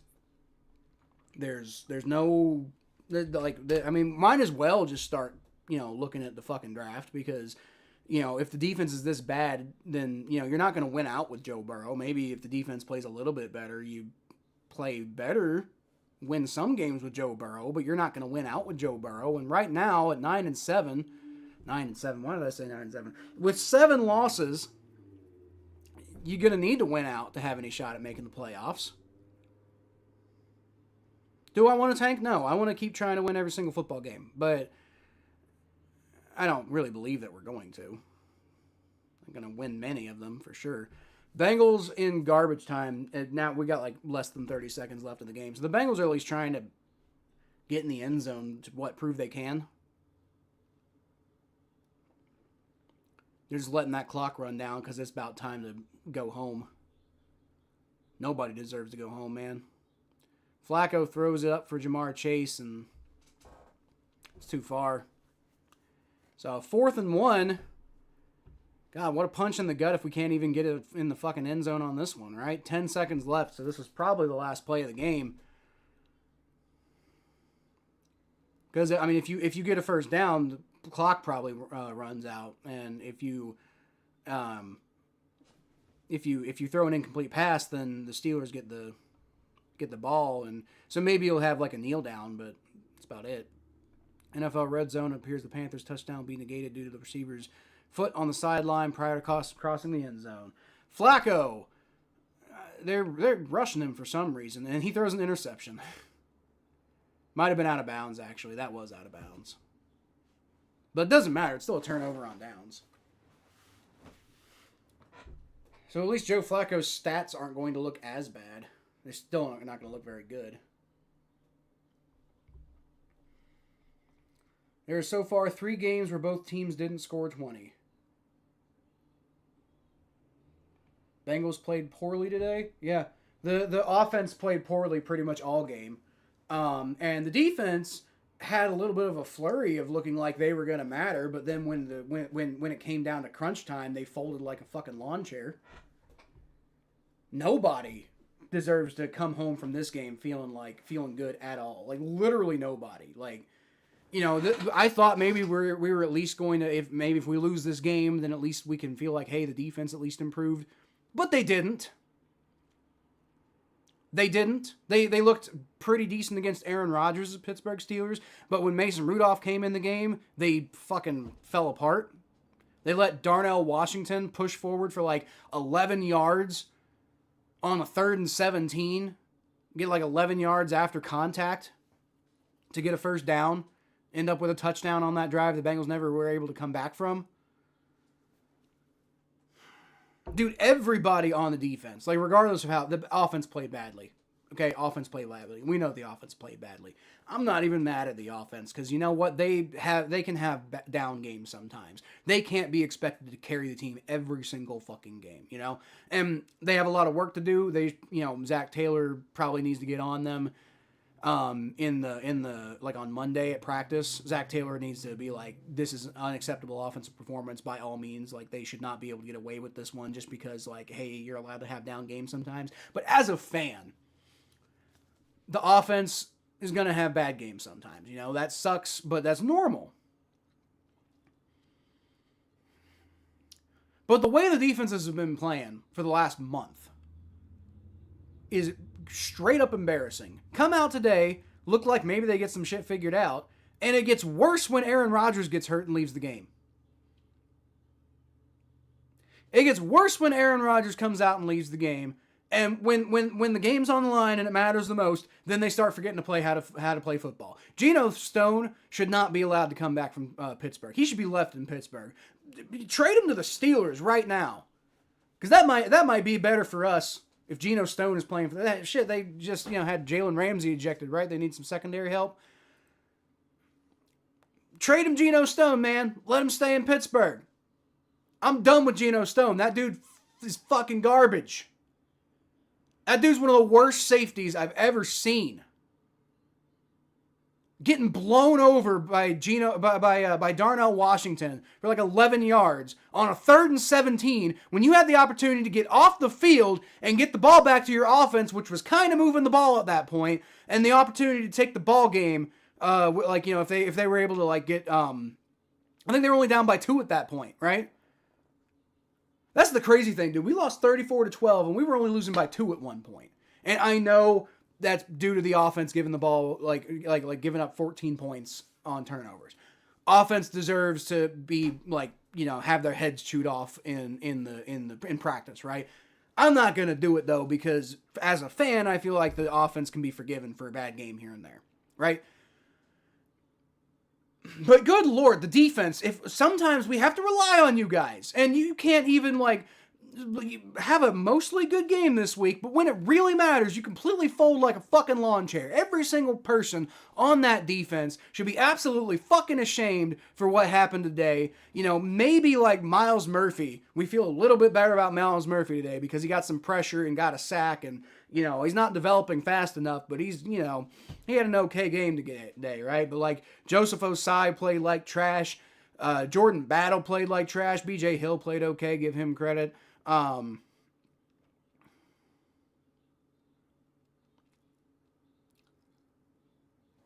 Yeah, Jordan Battle played like trash. Geno Stone played like trash.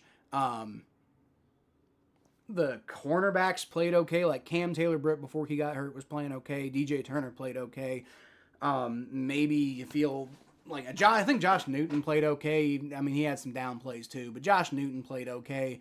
The cornerback room is maybe something you can build on instead of having to blow up. But like the safeties, good Lord, Jordan Battle was absolute hot garbage, dude. I don't know how he's still even on the team.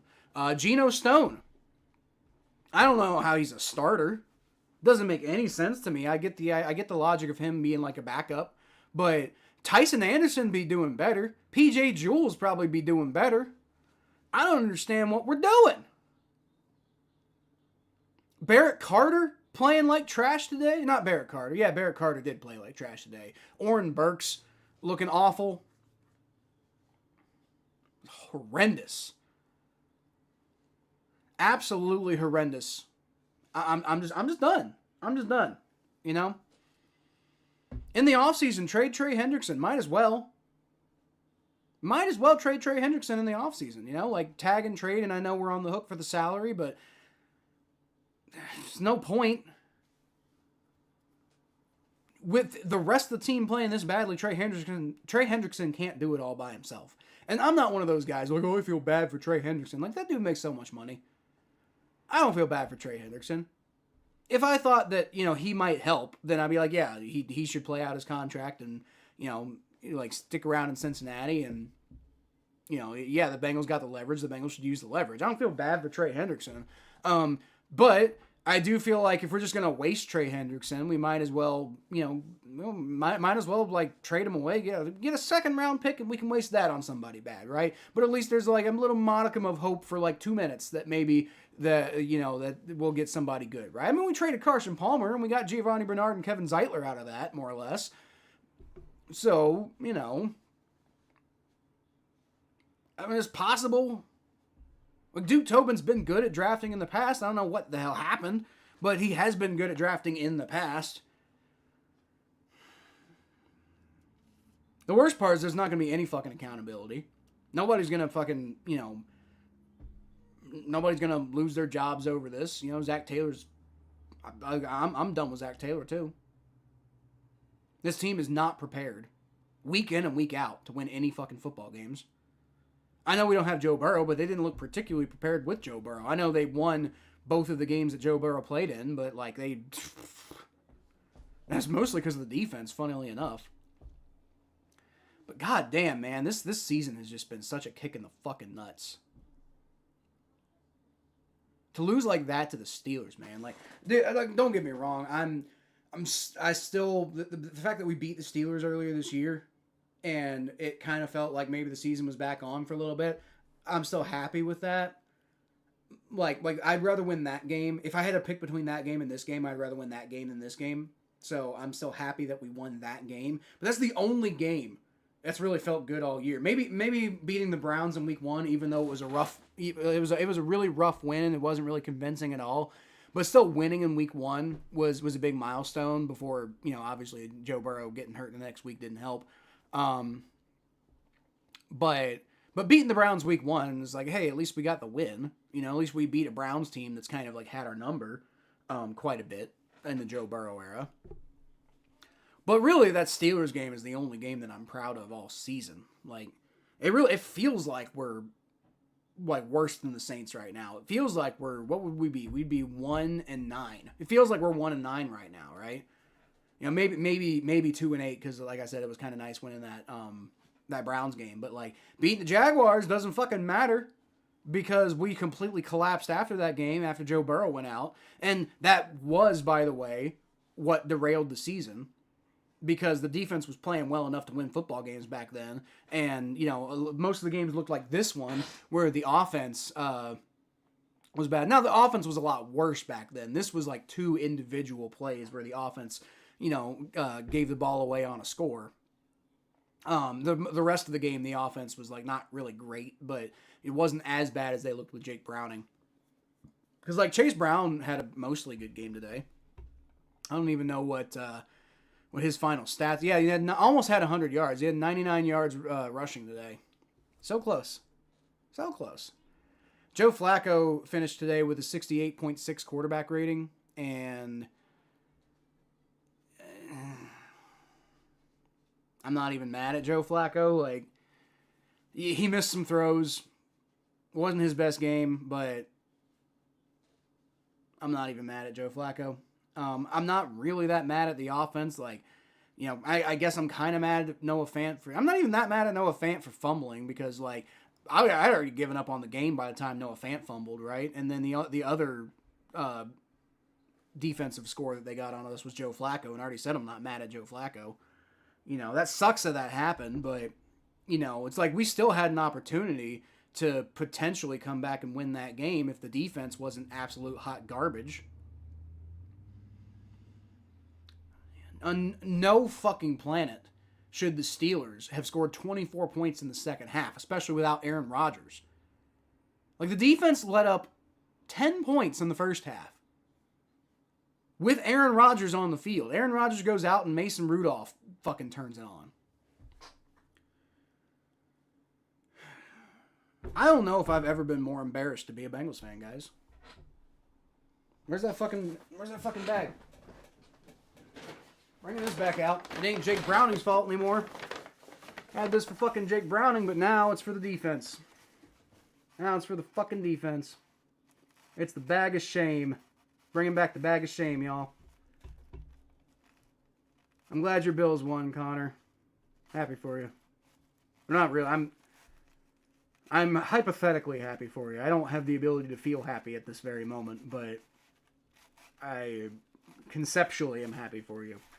John says, go Buccaneers. Well, they lost. So, trade deadline's over. I'm aware. It's not the point. Flacco played like trash. He did. Like I said, I'm not mad at Flacco. Flacco didn't have a great game. But even with the way Flacco was playing today, we could have won that ball game if the defense, didn't completely collapse in the second half against Mason Rudolph. Yep. I'm fucking done with this season, guys. Yes, can we technically still come back and win it? Technically, the Steelers are going to be 6-4 now. Yeah, Steelers are 6-4 now. So technically, I guess if the Steelers lose most of the rest of their games and we win all of the rest of our games, so if the Steelers lose next week to the Bears, then they lose to the Bills, then they lose to the Ravens, then that would put them at 6-7, right? And then they lose to the Lions. They have a tough schedule, right? They'll probably beat the Browns, but then maybe they lose to the Ravens at the end of the season again, possibly with the division on the line. But, if the Bengals came back and won all the rest of their games, then they can win those too, I almost kind of want the Browns to win, right? Because if the Browns beat the Ravens, then the Ravens are 4-6, and maybe with Joe Burrow. Listen to me right now. I said I'm done with the season, and I guess technically I'm never done with the Bengals. I can't do it. I can't quit the Bengals, guys. Am I stupid? I don't know, but I can't quit them. If they lose to the Browns today, then the Ravens are 4-6, and then they'll have the Jets. So that's the thing. But then they play the Bengals, and then, I don't know, maybe Joe Burrow's back for that game. And then maybe we beat the Ravens. And then in theory, they'd be 5-7? And if we beat the Patriots and the Ravens, then we'd also be 5-7. The Steelers, who do the Steelers fucking play? The Steelers, okay, they play the Bills. They play the Bears and the Bills. If they lose both of those games, Then they're 6-6, and so we're both only one game behind the Steelers, so the Ravens would be incentivized to maybe beat them the following week. And so maybe the Steelers end up 6-7 after that, and then the Bengals just go on a fucking win streak, and suddenly they're 6-7. And I don't know if we'd even have the tiebreaker over them at that point. We actually no, I think we would because of division results. But so maybe in like a perfect world, we could be in the lead for the AFC North at 6-7 if we beat if we beat the Patriots next week, and then Joe Burrow comes back and we beat the Ravens. Then there is a world that exists where we're leading the AFC North at 6-7 here in like 3 or 4 weeks, right? But that's if everything goes absolutely perfectly, which when does it ever go perfectly like that for us? And then with Joe Burrow, like, I mean, if you're leading the division, then it's just like win more games than the other teams. And we got a pretty soft schedule at the end of the year. So, I mean, like, look, I know I sound crazy, and I know I don't actually believe the things I'm saying, but if you need proof as to why I can't quit the Bengals, it's because that's my brain does this shit, right? Like, I'm not trying to sit here and be fucking delusional about, you know, the way that the rest of our season could theoretically go if, like, we hit a magic fucking, you know, bong or something like that. But this is the way my brain works, so I don't know fucking know. Gonna take a nap to get prepped for the Canadian Super Bowl, the Grey Cup between the Rough Riders and Montreal. When's that?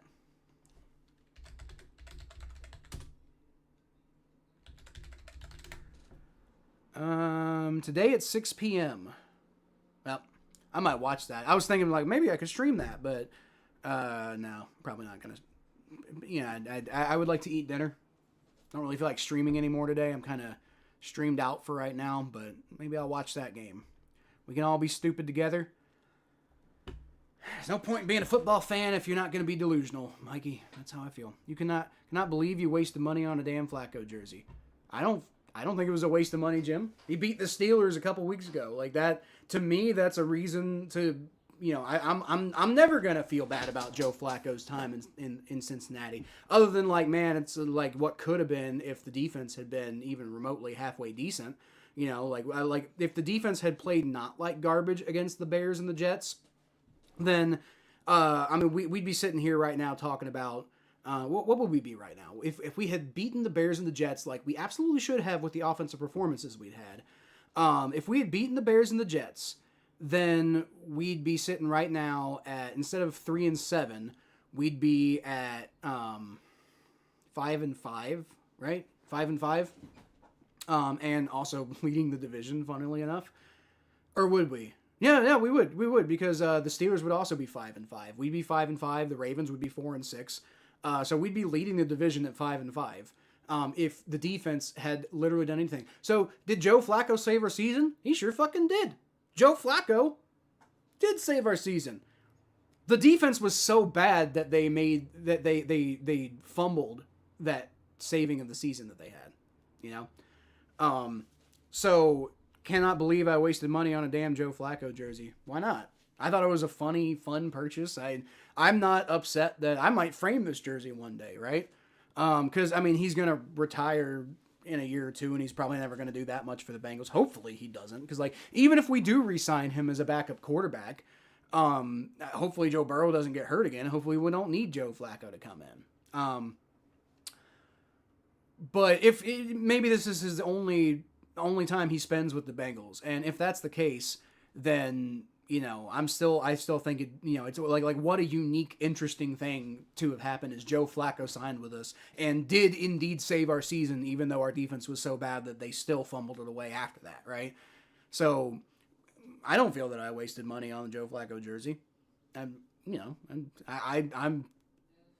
happy I bought it. I think it sucks. I really wish they could have done more with Joe Flacco and that this jersey could have had even more meaning. But I don't feel that I wasted money. I'm happy with the purchase. I like the jersey. It's also really, it's the nicest jersey I've ever owned too. It's like real legit, like from the NFL. Like I might keep wearing this jersey, honestly. Like, I might frame it. I might wear it again in the future. I don't fucking know, Definitely be wearing it for the rest of this season because, like, Joe Flacco deserves to go to the playoffs the way he's played. Not today, but, like I said, we could be, if the defense was halfway decent, we could have been 5-5 going into this game, right? Is that right? Let's see, 3-6. No, we'd be we'd be 5-5 even after losing this game, right? So then the Steelers would actually be in first place, but we'd only be behind them by tiebreaker, right? And so the whole season's still ahead of you at that point. Especially with Joe Burrow potentially coming back. That's the way things could have gone if the defense wasn't garbage. Maybe we still lose this game because the offense has a bad game, but it doesn't feel crippling like this one feels. Like this one feels like if we had any hope of making the playoffs, 99.7% of that's gone now, right? Like it would take literally like people if the Bengals made the playoffs at this point, people would still be talking about that in like 20 years. I'd be telling my if I have grandkids, I'd be telling my grandkids about that time that Joe Flacco came in for an injured Joe Burrow and we went and made the playoffs, even though we still only even though we were still 3-7, and then we won every single game and still somehow made the playoffs. Like that'd be the craziest thing ever. It's not going to happen though, right?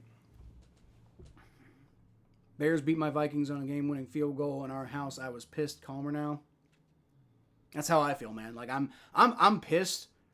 I'm honestly less pissed now that the result's there. Like I was pissed during the game because I was so fucking mad at the defense. But now that the result's there, I'm just like, yeah, we lost.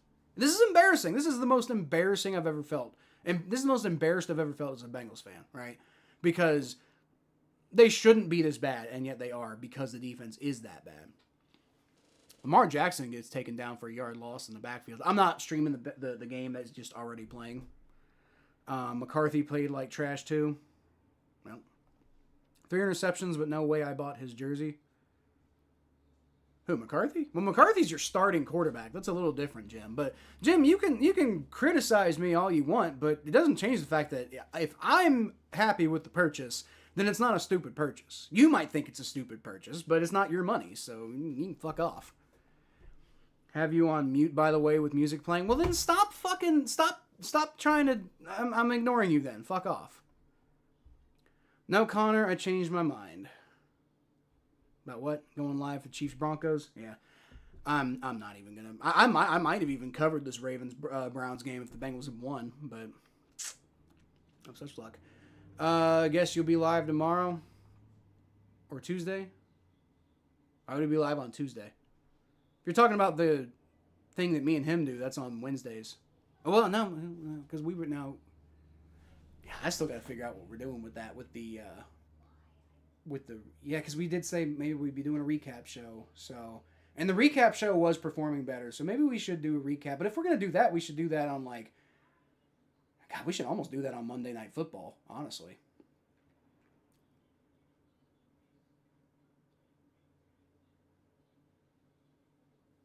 Oh, you personally are going live on Tuesday. Okay. Well, then it still might make sense to do Monday Night Football then. To do a recap show and then during Monday Night Football. But then we'd be changing the whole format. It wouldn't really be what we've been doing. But then what we've been doing hasn't exactly been performing super well, so I don't fucking know. I don't even know what we're doing with the show right now. Like, hasn't really quite turned into what I was hoping it would turn into, and I've got really busy, so I don't know. Panthers are about to sweep them birds. Who does the Bengals play next? The Patriots. Play the Patriots next. I'm not sure I fucking care right now. Because we're going to have to win out. You know? Like, I guess technically we could lose one more game and still win the AFC North if, like, the Steelers completely collapse. But we're 2 games behind them now. Or is it 3? Because they're 6-4. Yeah, 2 games. We're 2 games. No, we're 3. We're 3 games behind the Steelers now. So, like, the AFC North, like, the Steelers would just have to completely collapse. And we have to win all the rest of their games. But then again, we'd have to win the rest of our games anyway. So if you're assuming that that's going to happen, then what's the likelihood that the Steelers in a vacuum lose most of the rest of their games? And then we still play the Ravens twice. So I mean, technically, we could win the AFC North at 9-8 if the Steelers collapse, which is 100% possible. Especially if what's his name, Aaron Rodgers is hurt long term. I wouldn't wish that on him, but yeah. Anyway, I'm gonna get out of here. I'm getting kind of hungry, so I haven't had lunch yet, so I should probably at least put some food in my stomach. I don't know if things a little bit too late for lunch, but yeah. Anyway, I'll leave y'all as always with Who Dey, and when I'll be back next, I'm not sure. We're still figuring out that other show, or I'm still figuring out that other show. I think Mikey's indicated that he's pretty much down for whatever I want to do with it, but I don't know, man. That show has not quite gone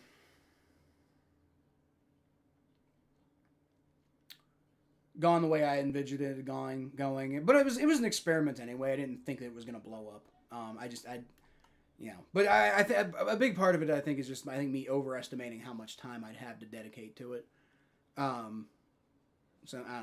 don't know. We'll see. We'll see what happens. I'll leave y'all as always with a Who Dey. Even though we lost the Steelers. Hey, at least I was right that we lost. I got my prediction right.